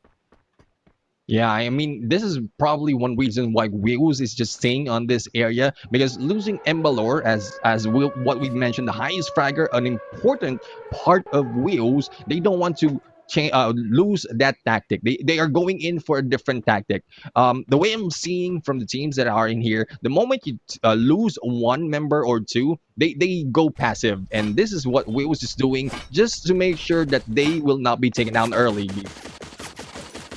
Yeah, it's not going to be taken out early, but it's going to be very hard for them just having those three players. But here we go. Kalasag, who's next, having that 22 points. Sap Deathwish having 22 as well, so they're going to be evening things up. Shoot and Run having that 12. And also for Govila Wheels also having 11, so WLV Imbalance having that 8. By the way, this is only going to be our match 3 round standing. So the overall, we're going to be seeing that in a little bit after this matchup. So all of that into consideration, you can already see how imbalanced everything is just because of a different matchup. We can already see that, you know, for the side of VB Desolators, I'm going to be at the bottom of the frag, but going from that 1 and 2 matches, they've been top dog. So right now, they're going to be taking a lot of that. That's pressure on them. They need to be that consistent team. Yeah, indeed. I mean, consistency is difficult if you are adding pressure, especially having that higher rank. And number 1 right now is in here. Oh, number BPH Desolator right now is going in for the push, but oh, there you go. One man down. One man has been taken down. We have Pong in there taking down one of the BPH Velocity, and Janelle's the only one remaining, trying to get away. Will he be able to do that, or will he be taken down in there on the backstab? Janelle, always going to be the last one for Velocity. And we can see here Pogs for the aggression right now, trying to see if I can get one. Does quite not get that one. Oh, Janelle gets that double frag, doing the only damage, and he should have lost that, but he did so well. Velocity still not out of the game just yet, but we can see here it's going to be Kalasag who's next, taking a lot of these shots right now, going up against Shoot and Run. Janelle is doing a great job in here, but Kalasag, who's next right now, is still in the battle. Funky doing a great job. Oh, nice timing on that wall and going in for the shots. Double vector in hand, and will he be able to take him down? No! Who's next has been eliminated from this fight, and we have Shoot and Run doing better on this game. Yes, this is what we want to see, but here we go. Tyrant is going to be eliminated right now. Saf doing such amazing damage to whoever they come across. And I'm actually really great to see that Shoot and Run is finally learning from their mistakes in the past 2 rounds. And I actually hope they keep it up. They need to go in there. They've been playing a little bit more passively, only engaging when they have to. So that's something that we really want to see over that side. They know that too. And right now, this basically is going to be Fast and Furious over here on the side of Saf. I feel like I'm watching a different game right now. I mean, I'm thinking I'm watching a movie right now. It's 4 members in there, all vehicles, and I think they're going in for the rush. They heard the gunshots in here coming from this battle wherein Jonelle was able to survive, but Jonelle right now might be in trouble being rushed by more members as expected from the side of Saf. I feel like for the side of Janelle, he should have just went away the moment he just wiped out that whole squad.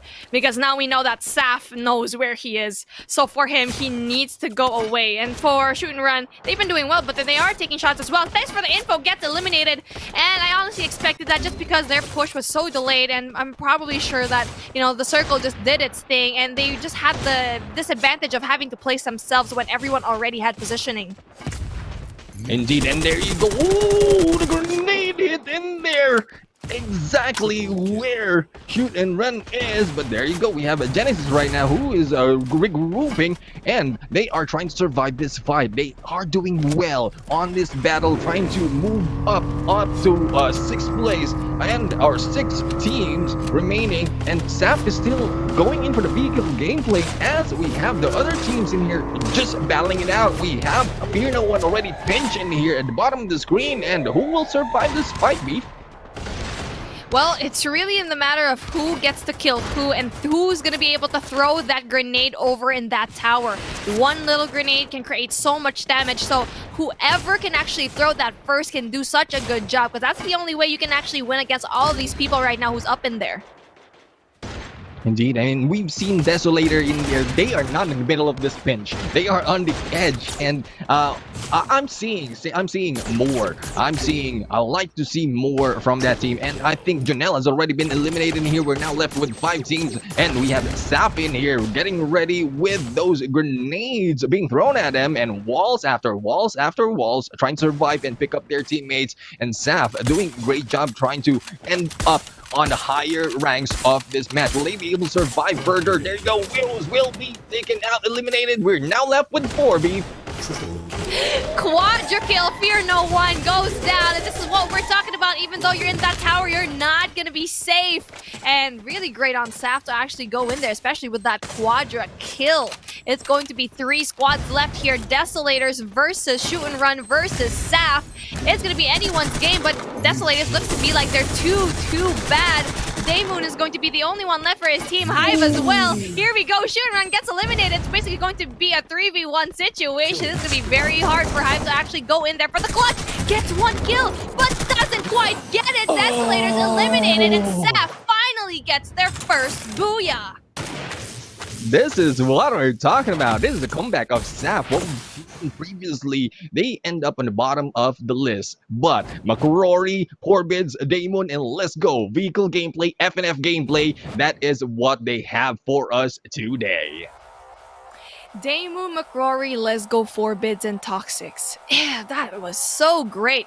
All throughout the matchup, you were able to see that they utilized all of their weapons and all of their utilities, all in the favor for them, and just basically going into that final circle knowing they're going to be at a disadvantage, Vil. I mean, that is really insane for that game, to be honest. I mean, Saf, with this comeback, the question is, can they keep up in terms of consistency, Beef?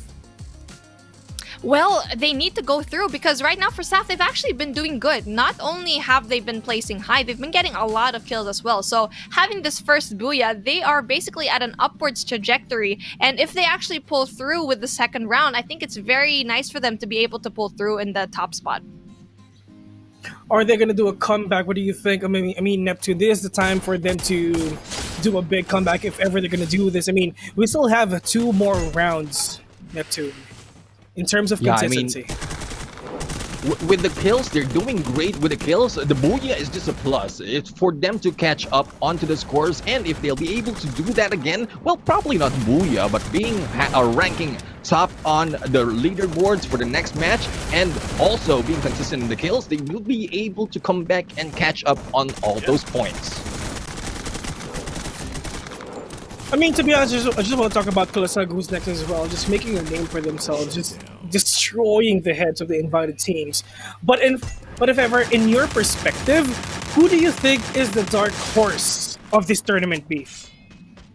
The dark horse would probably be Shoot and Run. They did so well in this round, and they were basically struggling in round number 1 to 3, right? So right now for round number 4, it's going to be very impressive for them. If they keep this up, maybe they can actually go into the top placements, but I'm not quite sure, just because they've been a little bit inconsistent with all of their plays, either placing really, really low or really high in this case. Yeah.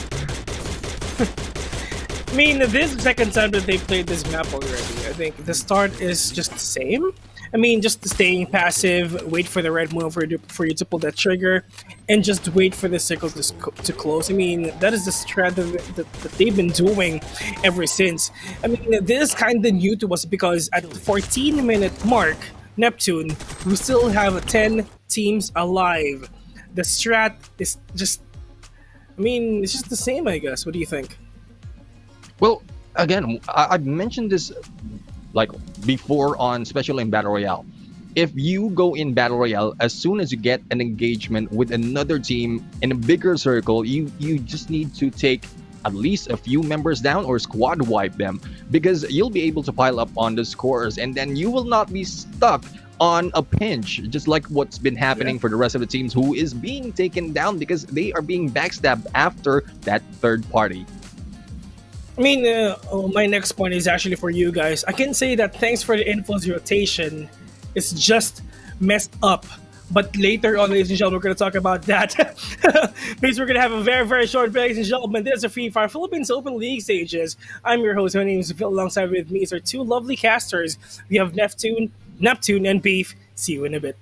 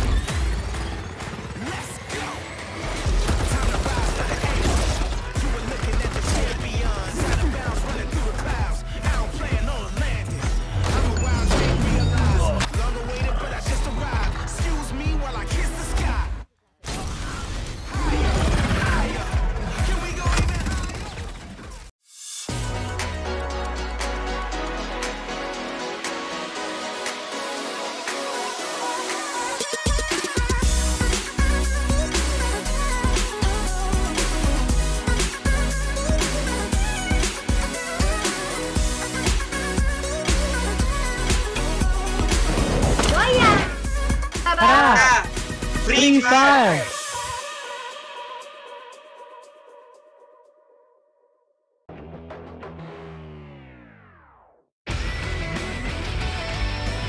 Barba in there taking down and eliminating Shin. Sanity right now taking Stan. Vigilantes not looking good.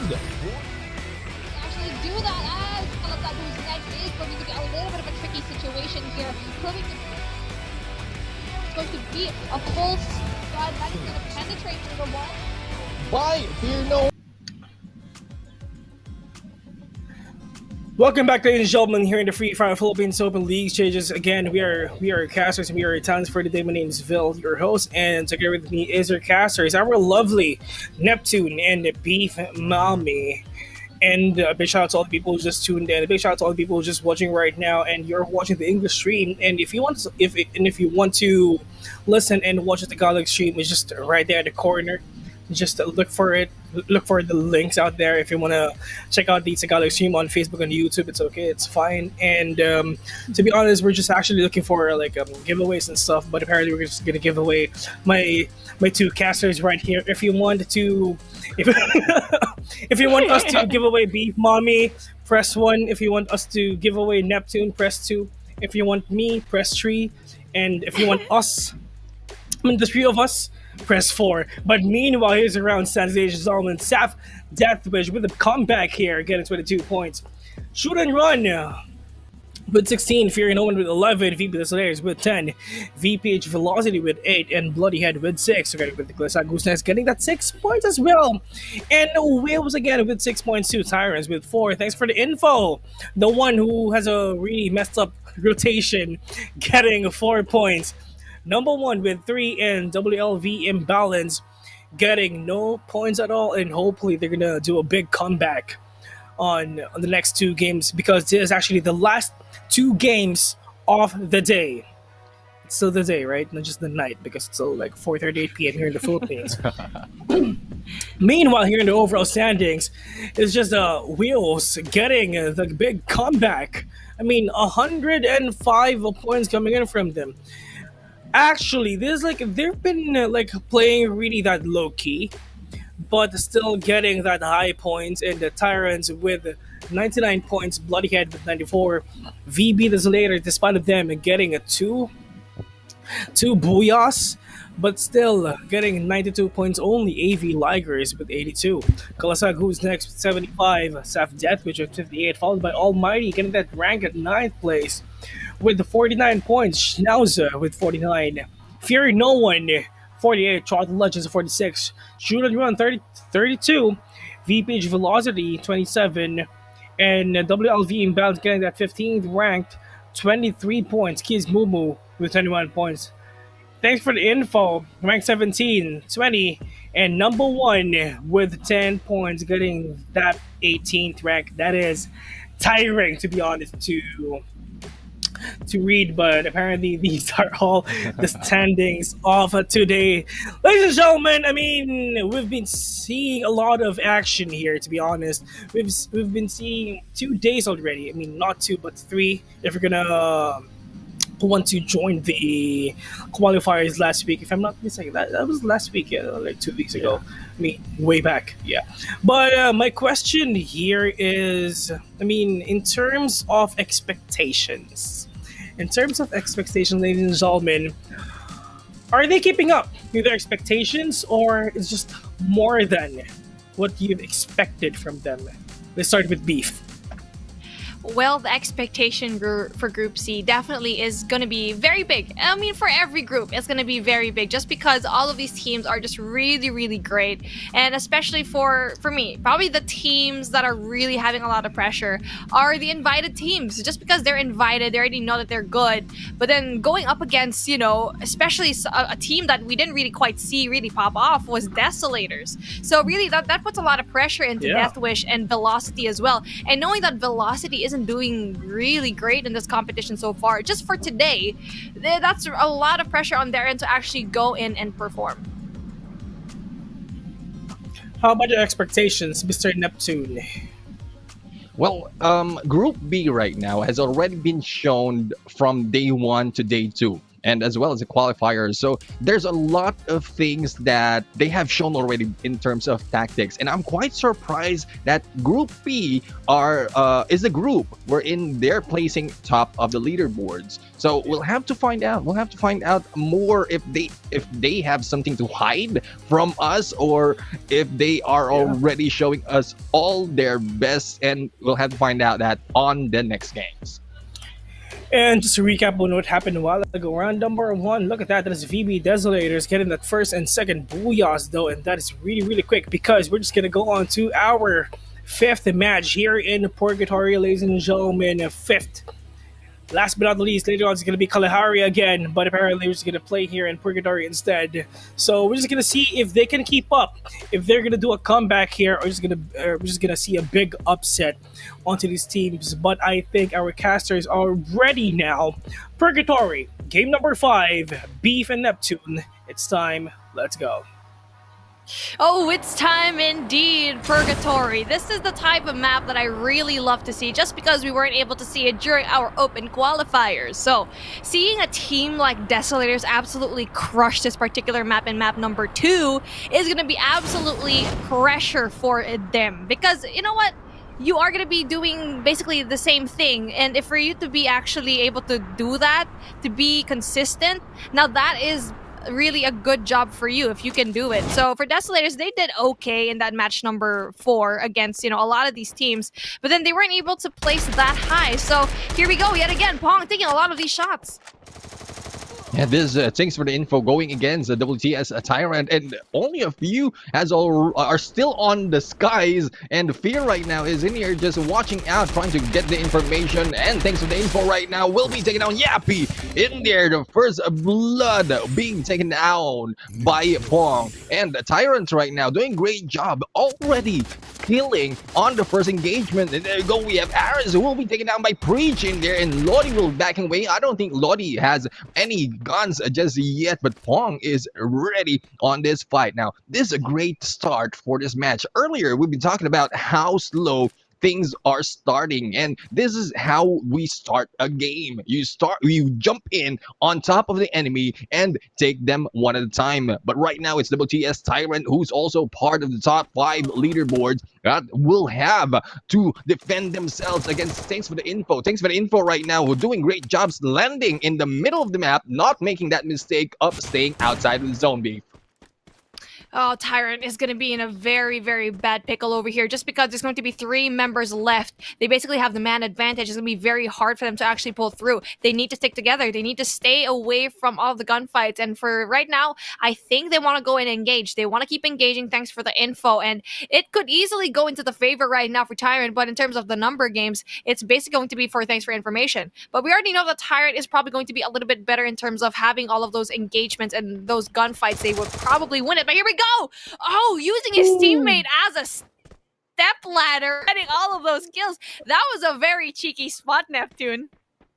That is what I'm talking about. I think this is why WTS Tyrant is going in for those wins, because the coordination and communication with the teams, Lodi in there, was just exciting. No one is expecting to look into that small window, but they were able to go and take the peek. But no one has been taken out just yet, and grenades are being thrown right now, and Pong will be backing off. Hearing those beeps, I think TI will be going in for the rush, but they don't need to rush in that early because Lodi right now is in there. Double vector in hand, and Lodi was able to take down, and Thinker in there also being hit. And there you go. We have a 2v2 balancing it out from the side of WTS, and thanks for the info. We'll have to find out how this ends. They are doing great.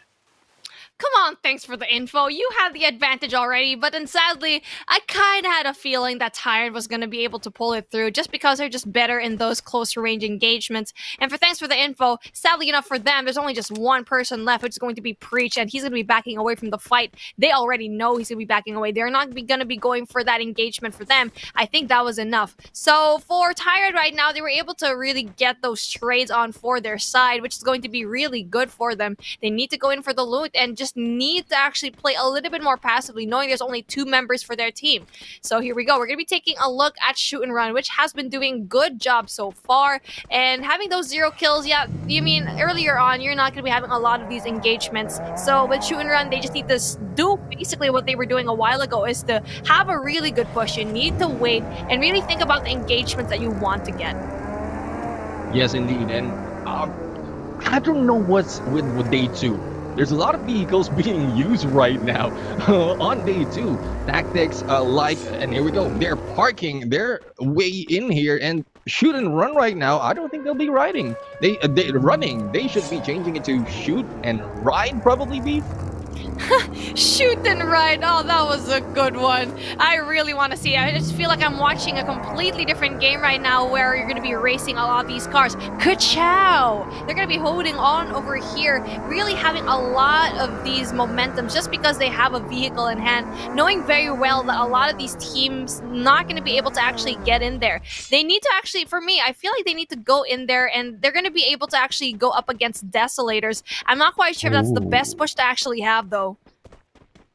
Yeah, I mean, they might have waited for one to do that distraction tactic and not let go of the vehicles. But right now, here we go. We have a Shoot and Run right now, already going for Ninja. Ninja right now taking those hits. It's a 2v1 situation. The wall has been released and the spears will be let go. But Genesis will be going down. And that's what we're talking about. The threat is not on who pushes first, but who shoots well. And they are already taking kills in there. A few members already being taken down. Ninja is already making Jashka also going in for those kills. And there you go. We have Daryl also for another elimination. 2 man remaining from side of Shoot and Run. Will they be able to survive in here, or will they be left behind being last place on this match? Just when you thought Shoot and Run would actually, learn from their mistakes, that is not going to be the case here. Desolators are going to be a very powerful opponent, and they just basically went in there, knocked on the front doors of Desolators, and basically said, hey, hello, and here we go, another team yet again Imbalance goes into the mix. There's going to be a lot of these frags right now. The new kill leader is going to be established, and we can see here an early takedown for another team. Oh, that was very unfortunate for the side of Desolators. That was very hard to actually watch. Shoot and Run. Actually, you know what? It's a good thing that Imbalanced went in there, because I feel like the attention was just divided. Yeah. I mean, this is the weakness of the VB Desolators. Once you get backstab third party, that's when they lose control. And at that moment, I thought we'll be able to see Shoot and Run being squad wiped in there. But here comes WLV Imbalance, proving that they need to move up onto the ranks, move up onto the leaderboards, and they just went in. They went for those. Actually, they didn't went for the final shots. They just went in there and jumped them in and tried to confuse both teams who's already battling it out and just take Desolators out of the match. That's what we were saying a while ago, is that how you take out VB Desolators, you just squish them. You put them in a pinch, and that's what happened. Shoot and Run did its thing to the point where we actually thought that Shoot and Run was going to end the game and basically go away. Yeah. But like a hero in a cape, you can see WLV Imbalance just went in there, swept in, basically took all of the loot that Shoot and Run was supposed to get and all the kills that they were supposed to get. But eventually, that was a good part for Shoot and Run, because in exchange, they just had their lives probably here in purgatory. They're still in purgatory. Sadly, for the side right now for VB Desolators, they're underground. Yeah, I mean, 6 feet right now for this match. They have one more to go on the next round, but they have to wait for a few more minutes because they will have plenty of rest right now. Being eliminated early, they have to rethink their situation. They have, what I'm thinking about VB Desolators, they need to get the tactics of a few teams who are in here, staying on the edge of the zone, not going directly in the middle, because that's where you get pinched. If you have in there aggressive teams like Shoot and Run and Fear No One who really pushes them, and you get pinched by both teams, VB Desolator will be in trouble. Now, number 1 right now is in here going for a passive approach, because seeing the rankings, they are the bottom, and like what Bill mentioned, that was trying to read them all and then going in for the irony at the bottom. Number 1 at number 18, they have to move up. Yeah, we gotta change their name right now to number 18. So we can see here number 18 doing a little bit of a passive play over here. And it's good for them because you wouldn't want to be engaging, just kind of like what Shu and Run did a while ago. They easily could have lost that, but if not for imbalance, I feel like they could have been wiped out for the side of Desolator. So sadly, Desolators just had that really awful timing and just having two squads really squished up against them. So right now, number 1 is doing a great job at playing a little bit more passively, knowing that the circle isn't going to hurt that much. So they need to just bulk up with all of the loot that they're finding. Yeah, I mean, a lot of teams in there are making those adjustments a little bit too late into the match. Now, this is already the fifth match that we're in, and like what we've seen, we have Thanks for the Info, who went in not on the side of the zone, was able to survive that battle early on, and they will not be worrying. I think they will not be worrying about the zone, the circle anymore. Now we have in there VB Desolators, who made an adjustment but made that mistake as well of being pinched from Shoot and Run as well as WLV Imbalance. And Shoot and Run, yeah, they did a different approach, trying to go into vehicle tactic, but still too aggressive to the point that they almost lost all their teammates. Yeah, absolutely. It's something that Shoot and Run just really needs to polish up. The fact that if they're gonna be going for an aggressive push, they need to make sure that they have everything down. And right now, we're gonna be seeing another team yet again going up against here number 1, but doesn't really quite get the shots. Pogs is gonna be able to actually just scout them out, but the good thing is they're not gonna be able to actually meet up because the circle is gonna be closing. There's only 15 seconds left on the clock, so this is very smart for them not to do the engagement. But if I were the people in that car, I could have had the engagement already and probably even win that. So you can see here, circle is going to be closing. You're going to be seeing probably a lot of the pinch that is going to be happening here in just a few minutes. Yeah, we're going into third in a bit as soon as it closes in, and we have number 1. I think the reason why they were not stopped, or the other team who was passing by in the vehicles was not stopped, because they're close to the water and those footsteps will not be heard. That well, there is a distance, so number 1 was able to keep their distance, know their surrounding, and trying to avoid that early engagement, because it's either they get the kills or they get the placement. And judging from the gameplay that they have, they are not getting that much placement because of their aggressiveness. So number 1 is trying to go in, make it to the top ranks, and if they won't be able to make that much kills, at least number 9 or 9 points or 12 points, if they get the booyah, that will be more for them. Yeah, it's going to be more for them. And right now, we're going to be looking at imbalance yet again. The ladies have been struggling here, but you already know they're going to be probably having a good job, because from what I remember a while ago, in Purgatory, they actually did okay. So the only reason why they went out was because they probably had that lower ground. And right now, there's going to be probably an engagement. The drops are going to be coming. Saf is going to be in a little bit of a pickle, but we are going to be looking right now at number 1, Topper, giving a lot of these shots with the sniper, trying to see if he can actually get one more person here from Shoot and Run. Just Jashka is going to be the only person over there in that particular house, but I don't know if it's going to be, a lot of information for them. I feel like for their side, they're just basically giving their particular, position away. But here we go. Another squad that's actually going to be here. WLB Imbalance, number 1, and Sap as well. This is going to be chaotic. Indeed, I mean, chaotic and pandemonium if this unfolds. And there you go. We have number 1 right now. Oh, a quick push. But the cover is not onto them. And the Gila Bush being used by Topper, trying to go in for the backstab. We'll see one. McCrory right now is in there. Shots from the shotgun will not be able to connect. And a grenade will be thrown onto them. And Topper right now still flanking them on, getting information, getting that insight as to how to get that push. But we have the cover of the compound. It might be difficult.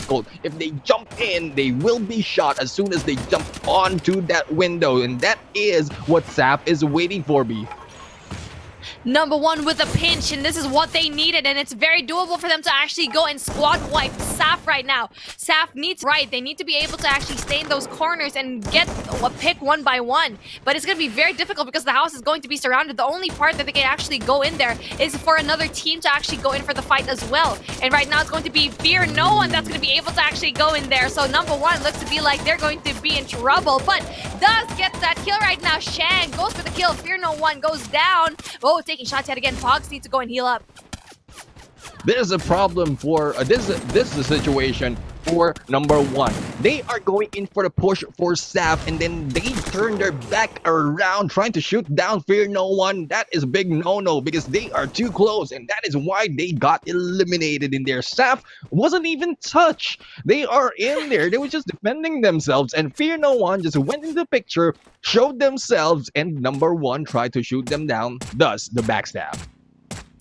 They just lost a lot of the utilities there. They should have just used all of the grenades and stuns that they weren't able to actually go for. And right now, we are going to be seeing WLB Imbalance go up against two teams, Velocity and Kalasag, who's next. Oh, this is the sandwich that you wouldn't want to be in if you were Imbalance. So right now, they need to actually pay attention from all of the angles. But we are going to be taking a look yet again here at Bloody Heads. They've been struggling a little bit, but for the last game, they actually did well. So you already know that this particular team can be able to do that. But thanks for the info. Goes away out of the map. That was going to be very bad for them. And weren't able to see them outside of the map, but their movement inside, or outside of the circle, but their movement inside, not really that well after being taken down by WTS Tyrants in there. And there you go. There goes a TFTI. And ooh, Saf Death Wish has been taken down. They have been eliminated in there. And oh, that's quite surprising. Saf in there was just surviving. We just saw them with 4 members. I think they were backstabbed and pinched in there from above by Fear No One, as well as another team from the other side. But here we go. We have BPH Velocity already taking this open ground from the sides and this compound. BPH Insane together with Ritus in here will be sighting WLV Imbalance. So they have to choose their gunfights in here. They have to choose where they need to go in, because if they get pinched, backstab in there, we have Kalasag who's next, who's really aggressive and doing great job on this fight. They might be in trouble.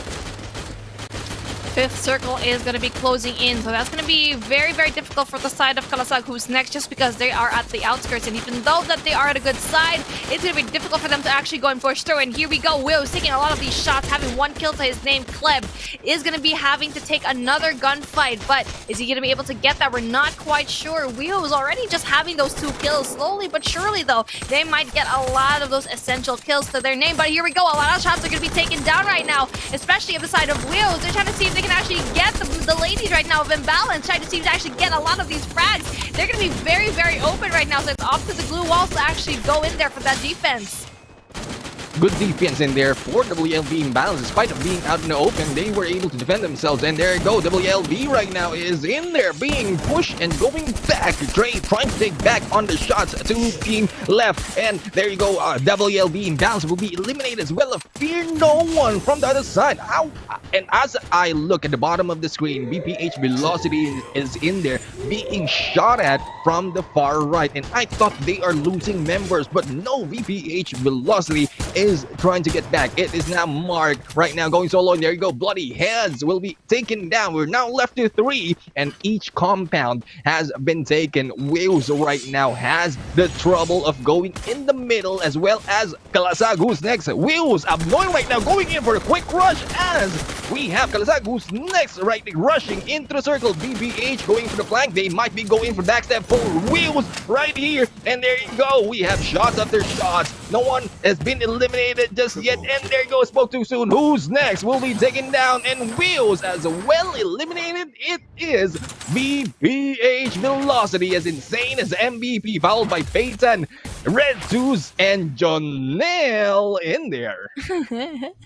Jonelle doing such a good job, and finally a win for W. 1 W for their name. That's one thing that you really need to get. Feta and Pugna, Retus, Insane, Jonelle, and Carpi. Velocity finally gaining that traction, the velocity that they actually needed to finally win map number 5. And especially going in there, Vil, I know a lot of these guys are struggling for the past few rounds, and they finally found their footing. And to be honest, I mean, I actually want to talk about the struggle of number 1 sitting at the last place of the overall standings.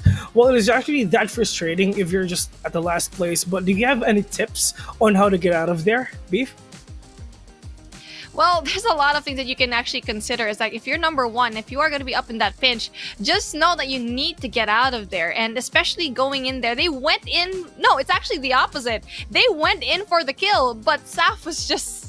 They were just chilling. For some reason, they weren't using their utilities. If you are going to be going in for that push, you need to commit. For some reason, they were being aggressively passive. So for that, in that regard, you need to go in for the grenade frags, for the stuns. And there was, for a moment, Saf was actually stunned, but they didn't go in for the push. So that's very unfortunate for number one to just throw away that opportunity. How about you, Neptune? Do you have any tips on how to get out of the last place? Because number one being in a number 18th place is not really a good thing.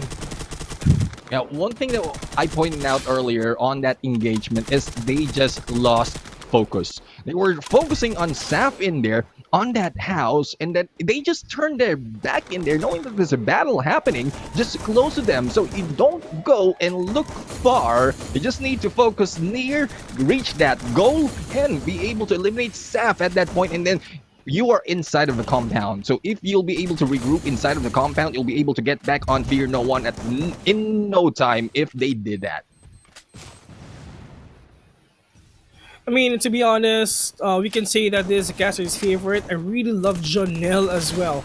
He got this charisma on being alone, but still getting those frags, Beef.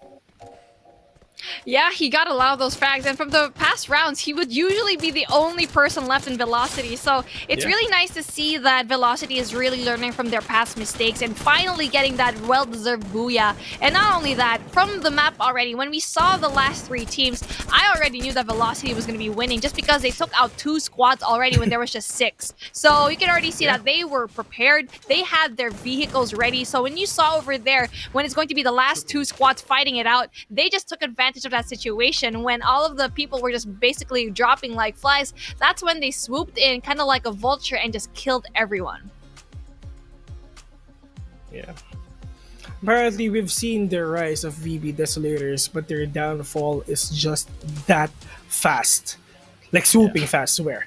I mean, on the first two matches, they're like, okay, top one, all right. Then after that, they're over. Can they still do a comeback for the last game in Kalahari? Neptune. Well, they just need to position themselves well. If they get pinched again, that will be bye-bye BB Desolator. They were able to show great gameplays on a team versus team, but if they will be third party, it's the same as number one. They are losing focus as if they're not really trying to take down another team, they're trying to avoid another as well from behind. So like what happened earlier, they need to stay on the edge and on edge as well to be able to keep aware of who's around them. Yeah, who's around them indeed. But going back to my question a while ago, I can say that thanks for the Info's rotation is just messed up. Right? I know that. I've seen them. Did I ask that already? I think not. I mean, director cutting me off a while ago. But apparently, do you have any tips in terms of rotations, Mr. Neptune? Well, I think the reason why they're trying to stay outside of everyone else's circle or their space is because they're not too confident enough on their close engagement. That is why they lost the fight against WTS Tyrant. They went in, they are already a 3v2, but they lost 2 members after that and was left with 1. So that is probably one reason why they're trying to stay away from the rest of the teams.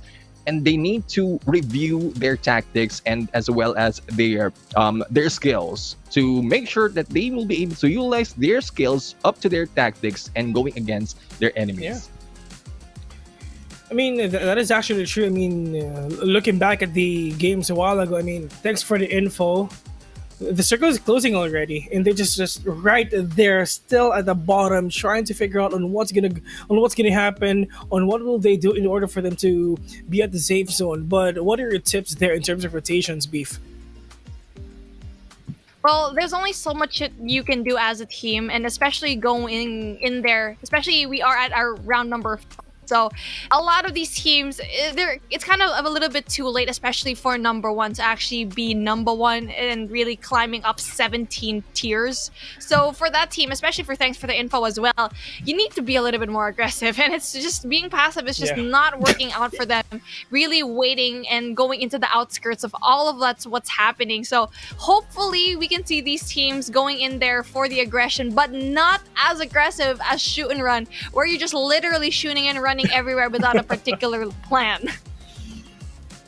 This is like living by your name, shoot and run. And thanks for the info. Maybe just trying to get some info to all the teams. I mean, I have no idea what are they doing, and hopefully they can do a big comeback here in Kalahari. Well, anyway, this is gonna be this is actually the last map of the day, and we're just actually waiting for the game to continue and to start. And against all the people just tuning in and just watching right now, this is a Free Fire Philippines Open League stages last map.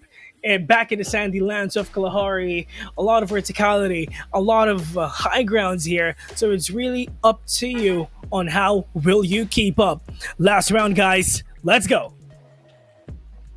And here we go. We have Kalahari right now with high grounds, the compounds wherein they need those snipers. Hopefully they are ready to go in for the battle. Now, we'll have to see if these teams, like what we mentioned earlier, will they be listening, or will they be applying what they heard, what they've experienced from the previous matches onto this last round, this last match to prove themselves on this day 2. Remember, guys, this is just day 2. It's still early, but on today's match, this is too late for some of the teams. So they'll have to change up their tactics and try to prove that they are worthy to be on top, Beef. Yeah, everyone needs to prove themselves, because for now, there's no strong team, which is something that's actually very good. And for the meantime, I actually thought that Desolators was going to be that particular group, but nope. They've been falling for grace as high as they were a while ago and as fast as their trajectory was. Their fall from grace was also as fast, and especially going to Kalahari, this was their downfall. This particular map was the loss of their momentum. So hopefully they just play passively, because right now it's looking very hard, because number one is going to be there right around the corner. And what we've seen, number one, they struggle when it comes to going for those pushes. So I feel like for Desolators, they need to take advantage of that. Yeah, I mean, if they have the information that the team is in there, they just need to regroup. They just need to regroup and trying to go in as a team. They don't want to be spread out, because that's how you are taken down one at a time. And there you go. We have shots right now being fired by number one, and hopefully they'll be able to get it in there. Now, here we go. We have Topper right now being shot at. Wankai releasing that wall, trying to cover him up, and seeing one from above. Wankai right now trying to heal up, but will be taken down in there by Topper. Wankai in there will be eliminated from this match. This is the first blood right now, and Ninja will be back. Ninja right now trying to go in onto that wall, but Saber, I think they are spread out too thin. Necro right now trying to go in for the push against Saber, and Saber will be surviving that fight. We have in there Ninja taking down Hogs and Shanks from above. The shots from below will not connect, and Ninja will be hiding out, but there you go. Desolators will be decimated as number one move to their ranks, Beef. And this is what I'm talking about. You can finally see number one doing something right.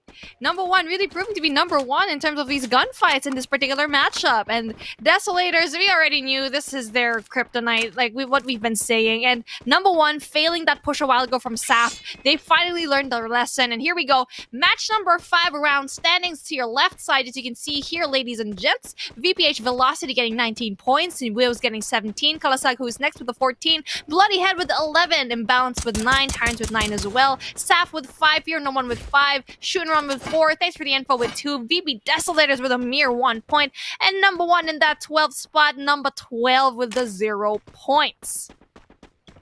Now, I think that will change on this last round, because they will not be ending on number 12 right now, as number 1 is already proving themselves. Now, Desolator in there, we mentioned they have a few weaknesses. It's either the pinch or the map.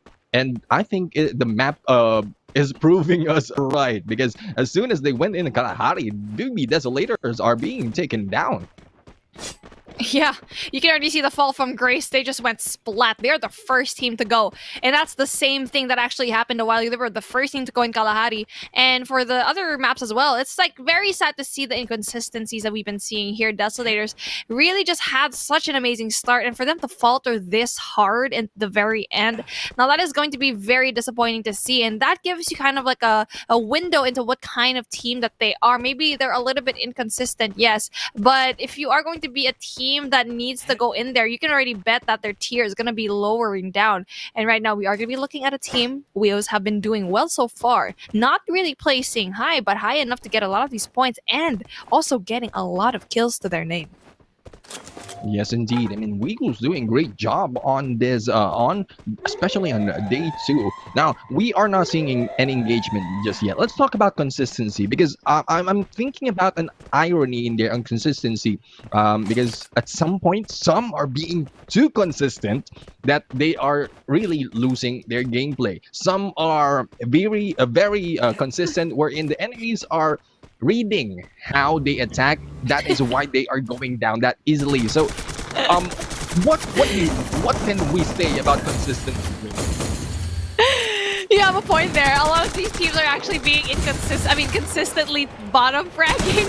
So you have to be consistent in a sense that you're consistently top fragging or being in the middle of the pack. Kind of like Wheels. Wheels is the best example of, consistently being in the middle of the pack, consistently getting all of those kills. And thanks for the info is usually the consistent bottom frag, and also for number 1 as well.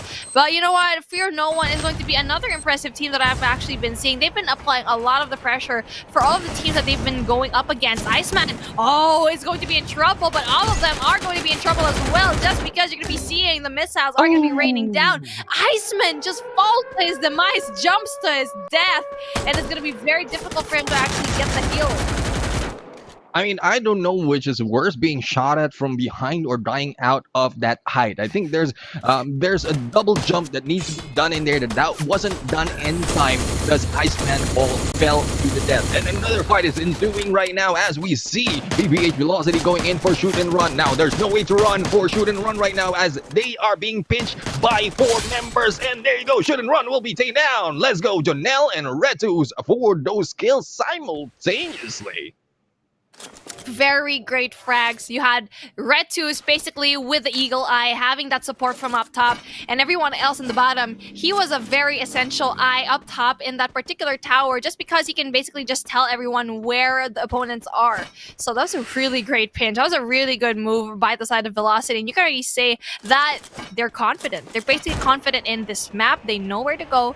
They're taking advantage of that high ground that we keep saying. And these teams, the ones that are actually falling, they are just having the poor engagement. They're basically going in for the aggression when they don't really have to. And right now, we can see here, Kalasag, who's next, is going to be up against Tyrants.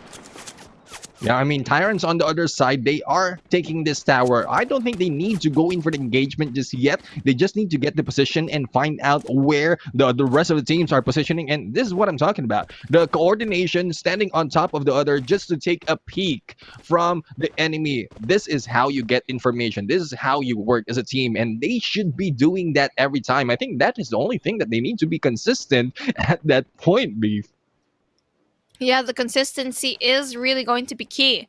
And you can see here, the members who are actually, the teams who are kind of far away from the map, again, you're going to be seeing thanks for the info is going to be here in Mammoth and number 1 as well. Both of these teams have been struggling, and we've been seeing they're always playing catch up in terms of going to be inside the circle. So having that in mind, they're still a little bit far away, but it's a good thing they're not too far away. Now with that considered, with the circle kind of closing in, now they need to move in because they have a really good shot. You can see here, wait, what team is it? Oh yeah, it's going to be Tyrant as well, and Kalasag, who's next, is going to be already inside the circle by Refinery. So that is a good spot to actually have, as well as Wheels. And you can always see that it's going to be catch-up gameplay for the side of thanks for the info and number 1. Well, I think this time it will not be that much of a catch-up because they're quite near I mean, if they move fast enough and on time, based on the timing of the closing of the circle, I think that's what they're waiting for. For the past few matches, the RNG gods are not in their favor. They're being left too far from the circle, and that's why they're being taken down that early. But right now, they might have a great advantage because no one will be backstabbing them, and they will be able to go in for the gatekeeper. Oh, but there you go, we have a Membalor, the sniper of wheels right now, proving us. I think they will be in here dominating this fight of Sap being on top. But there you go, McRory in there for the kill, and we have a gunfight right now happening against Sap and Wheels. This is top teams in here. This is invited teams who are jumping in for the battle now. Another team will be in there from above as well as from behind. This is now pandemonium, beef. Absolutely. We just need to get someone up top or else they're going to lose this one. They're going to be in that lower ground. They don't even have a lot of these. Hey, whoa, we can see what just happened. What? The motorcycle gameplay just gets him. And right now, Daymoon is going to be in trouble. Needs to go in for that pickup. Not quite getting anyone right now. But then it's a good thing that Daymoon is actually going to be able to maybe get picked up. McRory is going to be a very big member. But it's actually very surprising for me for Saf that they only have 2 frags to their name. Velocity is going to be right around the corner as well. So it's a really good thing that they're actually going to be able to position themselves and have a little bit of a passive approach. Just really looking in towards what angles to actually pursue. And this is a nice move for Saf because despite of being in the battle for in front of another team and gunshots being heard from behind, they just backed away and moved up, wherein they have bird's eye view on anything that's happening. We also have Kalasag who's next in here on a higher ground, seeing another team in there, and we have it's VPH Velocity who is in front of them. And this is what we're talking about. When you're on Kalahari, just take the high ground, but that doesn't mean that you will be able to win that engagement, because those on lower ground, if you don't have a cover or they have a better tactic to push you, they'll be able to clear you out.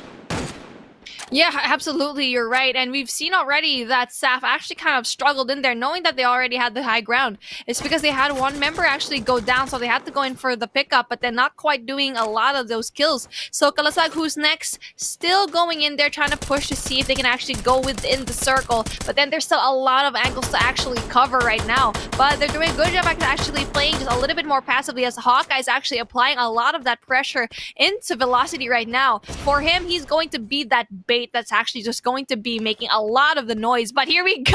Not only are we going to be having that final circle going on, but you can see here the number 1 team is going to have a hard time, as well as Bloody Heads, because you can see the missiles going to be raining.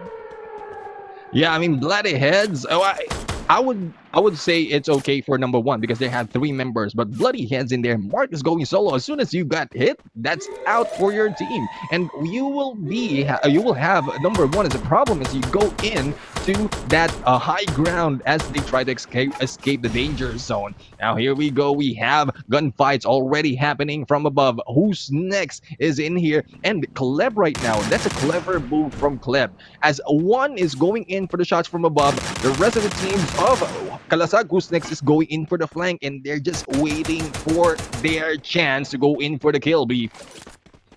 Going in there for the kill is something that's going to be very difficult for them, as number 1 is actually going to be right beside them. So I feel like if they're going to be going for a punch, that might be a little bit difficult for them. Kalasag, who's next, they are going to be able to apply that pressure yet again at Velocity. We do have that pinch play going on, but number 1 might actually be able to stop that. We can see here 2 members from Bloodheads not going to be actually going in there. But, Maute is actually going to be able to go in there for the fight. Doesn't quite get one. Tries to get another of those kills, but they need to go in there because the circle is going to be closing. You already know that this circle is going to be hurting on quite a little bit. And this is what Mark is doing, trying to distract the enemy, making sure that Maote will be able to heal up and go in. But I don't think that will be working for their side. And here we go, we have gunfights in there, and oh my god, the flank didn't work. BPH Velocity was able to clear out Kalasag, who's next from this fight, and we have Maute in there going for the kill against number 1 Pogs. Bloody Heads will be taken down in there by Shank, but they have lost another member for their team. BPH Velocity right now still proving that they are one to be feared despite of the flank of what's happening from the other side. They were pushed, but they are not pushing, or they will be pushing back, and they are in here. Ooh, Janelle right now will try to go for the pickup for the rest of the teams. Will they be able to survive this fight? They are a little bit outside the zone. They need to move in, but the rest of the teams are gatekeeping them. Yeah, Velocity needs to go in there and just gain the momentum that they just had. And for them, it's going to be just number one to actually stop that. Wills as well will actually be in that other side. So they need to be careful. Here we go, taking those shots. Aries actually takes out Janelle. Here we go, Tyrant's applying that pressure from the side of Velocity. They seem to be looking like they're losing that velocity and that momentum. And finally, Janelle needs to get for the pickup. They need to put that glue wall, but no! Eventually finishing, Shank, number one, gets a kill. Basically being a predator right now and just basically having a lot of these kills right now. Here we go, Velocity gets taken out. As we can see here, Tyrant's doing an absolutely great job at just wiping out the whole squad, and even number one getting a little bit of piece of that pie. That's what I'm talking about. I've been seeing drops in there by WTS Tyrant, and I had no idea where they are. And I think that's the same thing with the rest of the teams. Number one, VPH Velocity, they are getting knocked down and being shot at, and no idea where it's coming from, because a lot of things is happening from around, and this surprising. The place where the info is in the middle, or not really in the middle, but on the edge. And will they be able to survive? Tinker right now going for the push, and there you go. Patata was able to go in for the kill against Fear No One. The zone is closing in. Hopefully they don't make the mistake, and they will not be killed as soon as they go in. But there are a lot of teams in here trying to take them down. Oh, Tyrant in there Alice was taken down. Tinker doing a great job with the double vector, and they have to go in for the push. I think thanks for the info is doing a great job on this fight, Beef. Doing a great job indeed. Fear is going to be in trouble right now. One more person up at his name, but no, doesn't quite get it. Yes, he does. Only just by a sliver of a health, but then does get taken out. We can see here WB Imbalance actually does a good job. Wheels is finally eliminated. Imbalance looking so good. Still having a full squad, and everyone else is actually just basically two or one person. Only one person from number one. Shank is going to be left. And also from the side of Saf, there's only going to be two members. So this is going to be looking very good. And we can see here, Imbalance need to actually go and give this advantage of having the numbers. Yes, indeed. I mean, they need to push in onto the zone, trying to stop anyone who goes into that middle of that circle. We have W in Dallas right now. Ooh, we have Saf Death, which will be eliminated. It's now left to one member of number one, and the push is on. And there you go. Number one is taken down. And finally, WLV Imbalance going in for that booyah. The ladies finally take the booyah right now, and finally, we get to see these ladies shine. We've been hyping them up the whole time, ever since that match number one, and we finally see Wiz, Vanity, Azia, Roz, and Thana finally take the last booyah of the day. Talk about ending the day with a bang.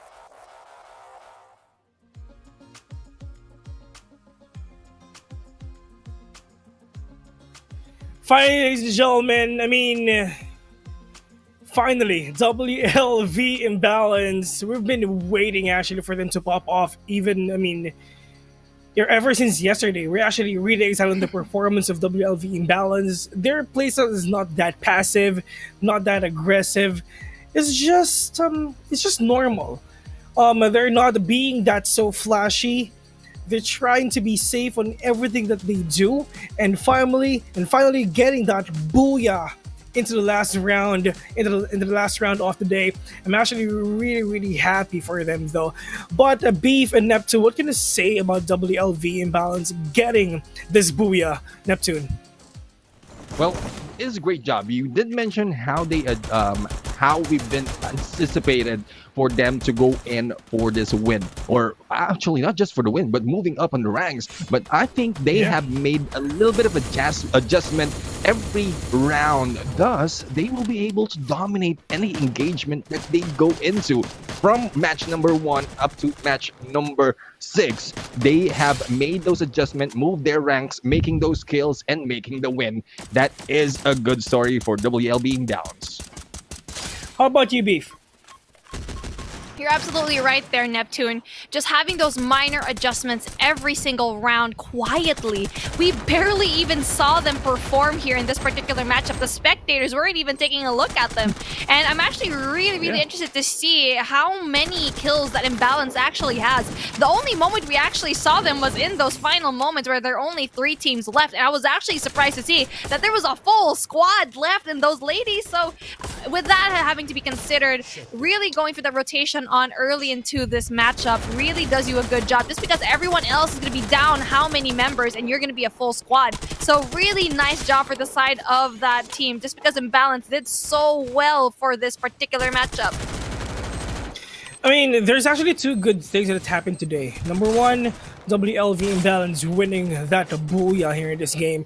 Number 2, number 1 with a comeback, destroying Desolators at the early stages of the game, and still getting that rank 2 here in this map, which, well, apparently, that thing that they did on Desolators a while ago, that is the thing that gives them the morale boost that they're looking for, Neptune, am I right?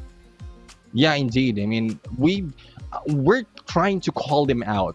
This is why we try to call out the teams, because we want you to move up onto the ranks. We want you to show us a great performance, not just for the viewers, but for the teams as well. We want your morale to be boosted if you take a win, and that is what we're here for. We want to hype you up. And this is how we like to see those gameplays, trying to come back after those losses and trying to make those adjustments to make a win. This is how you take those matches. Actually, it is kind of scary, though. I mean, we're trying to point out the players who's at the top, and whenever they're going to play, they'll be the first ones to get eliminated. And whenever we're going to try to point out the people who's at the bottom, there's a one who's going to be, like, the winners of this matches. Like, I have no idea. I don't know who to point out tomorrow, if ever. Like, apparently today, we have the 4 invited teams, which is SAF, Deathwish, VPH, Velocity, Bloodyhead, and Wheels, together with the other qualified teams from the qualifiers last week. But before that, ladies and gentlemen, we're just going to talk about the round standings for today. Number 1, oh my god, getting that number 1 spot! This is what we're waiting for, guys! After 6 rounds, finally, number 1 getting that top spot with 18 points, followed by WFV Imbalance. Again, that's 16 points, VPH Velocity, 11, same goes with Saf Deathwish. Thanks for the info, getting that 5th spot here with 8 points, together with Tyrants and Govilam Wheels. Bloodyhead, 6 points, Kalasag, who's next? Rank 9 with the 4 points, together with Fear No 1, sitting at 10th rank. Shoot and Run and VB Desolator, ladies and gentlemen, not getting any scores at all. I really can't wait later on for the overall standings if VB Desolators or maybe Wheel still getting that top spot. But we're just gonna go back there and talk about all these teams so far. Neptune, what can you say about this round standings? Wow, this is we've been calling them out. Number 1, we mentioned from the last round that they are not number 1 just yet. But right now, with the points and the kills, and also this to point out as well that the booyah is really. I'm not saying it's not important, but you can overtake a booyah if you get enough kills, and that's what number 1 is doing right now. And that is apparently the thing that is Tyrants is doing as well. I mean, they have no booyahs at all, but it came to a point that they got that top spot by just placement points and for that kill points, and really can't wait if ever they're still gonna get that for sure. But we can say that number 1, kind of slow though, but at least they're moving slowly towards at the top place, knowing that the first 12 teams, ladies and gentlemen, are the ones who will be included at the grand finals next month. Meanwhile, this map recap. And round number 1, of course, VB Desolators. And for the Purgatory map, for the round number 2, VB Desolators still got that. Kalasag, who's next with round number 3. And for Bermuda, Saf got that win. And for the round number 5 in Purgatory, Velocity just getting that win. And for the last match, it's actually really, really happy about this. We're not being biased or anything. We just want them to stand up, of course. We just want Yeah. them to be at the top. And it's just WLV imbalance. The ladies getting that top spot. But here's the overall standings. Wales, ladies and gentlemen, still getting that top spot with 130 points, followed by Tyrants. Look at that. They got no booyah at all, but still getting that top spot with 70 placement points plus 46 skills points. I mean, of all the players out there, they have the highest placement points. And with a total of 116, Bloodyhead is sitting on the third place with 111. V Laters with 93, sitting on fourth. Kalasagu's next with 93 points. AV Ligers from Group A with 82. Saf Deathwish slowly rising up to the top with 74 points. VPH Velocity as well with 57. Same goes with Fear No One. Well, Fear No One on day one, at least, they're just there at the bottom, but their comeback is actually really, really good here in day number 2, sitting at the 9th place. Base Radicals at 10 with 52 points, and Almighty and Schnauzer all the way from Group A tying up the score by 49, 11 to 12th place. Meanwhile, WLV imbalanced with 48 points. Sharp Legends, however, with 46, Shoot and Run, 36. Thanks for the info with 16 points. I really hope that they're gonna fix their rotations next day. On to the next day. Yeah. Number 1, look at that. Started from the bottom. Now we're here at the 17th place. Just climbing up one ladder from 18 to 17. I'm actually really happy for these guys, swear. But Kiss Mumu still getting at the bottom of the food chain. 18th place, 21 points, but actually hopefully as well that number 1 can still do it, make it there at the top 12, because once again we're just gonna get the first 12 teams for the grand finals, and 13 to 18 will not be included there, and they're going to be eliminated. And ladies and gentlemen, for the schedule of tomorrow, it's going to be day number 3. It's going to be Group C versus Group A, match 1. It's at Bermuda. It's going to start at same time, 3 o'clock. Match 2, Purgatory, Kalahari for the third one, and for the second half, it's Bermuda for the match 4 and 4:30 p.m. Purgatory for the match 5, and last but not least, still Kalahari on match number 6 tomorrow, and I really, really can't wait for that. That is Group C and Group A. We're going to see again Group A, ladies and gentlemen. Almighty and the other players, can they still do a huge win here? Or maybe maybe we're just gonna see an upset or anything, but it's really up to them though, if whatever things that will happen to them. But before we end the day, ladies and gentlemen, I'm just gonna ask you guys, what do you think about their performances? In Group B and Group C, upon checking all the 6 matches that we've been witnessed, all the upsets, all the ups and downs of everything.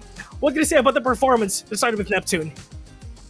Yeah, it's good that some of the teams are adjusting well, being able to get back on track. Again, it's more about progress, not perfection. You don't have to be booyah every time to be able to take a win, especially when we have a few more days to be able to prove themselves to be part of the grand finals. So it's progress, not perfection. So they just need to make those progress, and after day 2, they just have to hurry up on those progress though. How about you, Beef? Well, for day number 3, I think this is the day that's very essential because all of these teams already would have 2 games to their name. This is where we're going to be seeing the numbers finally pick up. And the reason why in day 2, there's a lot of the members, a lot of the teams that are going to be in the top frag for Group B, it's just because this is their second round already. So for Group C, this is going to be their first round. So the points don't really add up. But tomorrow, that's when we're going to be seeing everything come through. And basically, these teams already have seen each other play already live. So you can already tell still, they're going to be studying the numbers. They're going to be studying the plays of each other and one another. And that's going to be a lot of time in their hours to actually go in there, have a counterplay for all of these teams right now. So for the side of day two, day one and day two, I think the difference is that in day one, there was basically like a very nice story of progression, right? You basically have Ligers. You are seeing they didn't do well, but then at the end, they had 3 wins. But for Desolators, it's the opposite. For day two, you had such an explosive start, but at the end, just faltering. And hopefully for day three, it's going to be a different story. Hopefully it's going to be a different story indeed, if ever something will just going to pull off or anything, and if ever they're going to do some unorthodox play or whatsoever. But it's still up to them, though, if they're going to do that. Once again, ladies and gentlemen, for the last time, this has been your Free Fire Philippines Open League stages, ladies and gentlemen. Thank you very much for watching. Actually, I have a lot of questions, but tomorrow we're going to talk about that soon. And again, Group A and Group C tomorrow, we're going to see AV Ligers tomorrow, so I'm really can't wait if they can still get that booyah win. Ladies and gentlemen, this is the Free Fire Philippine Open League Stages Day 2. Tomorrow, Day 3, and I really can't wait for that. For the last time, my name is Phil, your host for today, and I'm with Neptune and Beef Mommy. Thanks for watching. See you tomorrow. Good night.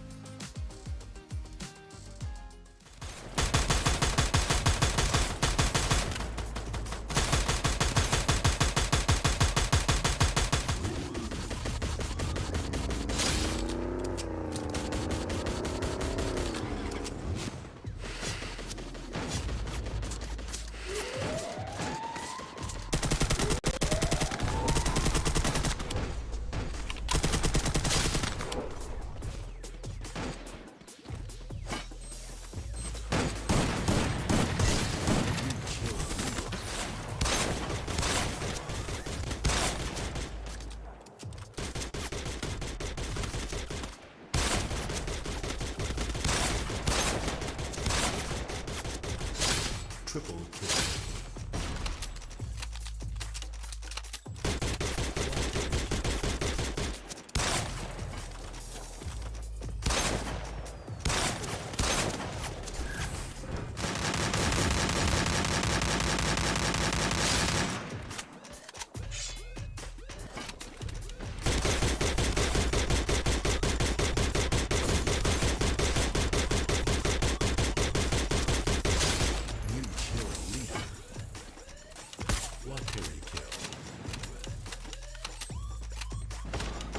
Triple kill.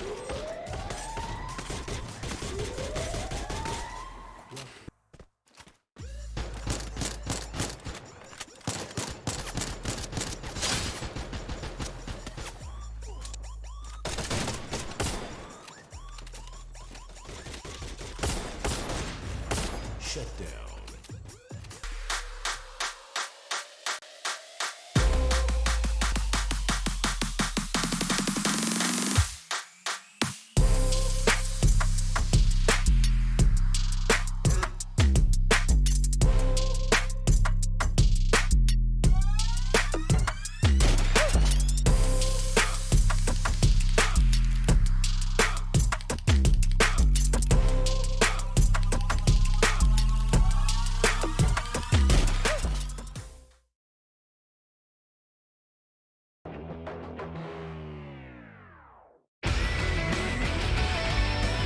Barba in there taking down and eliminating Shin. Sanity right now taking Dan Vigilantes and not looking good.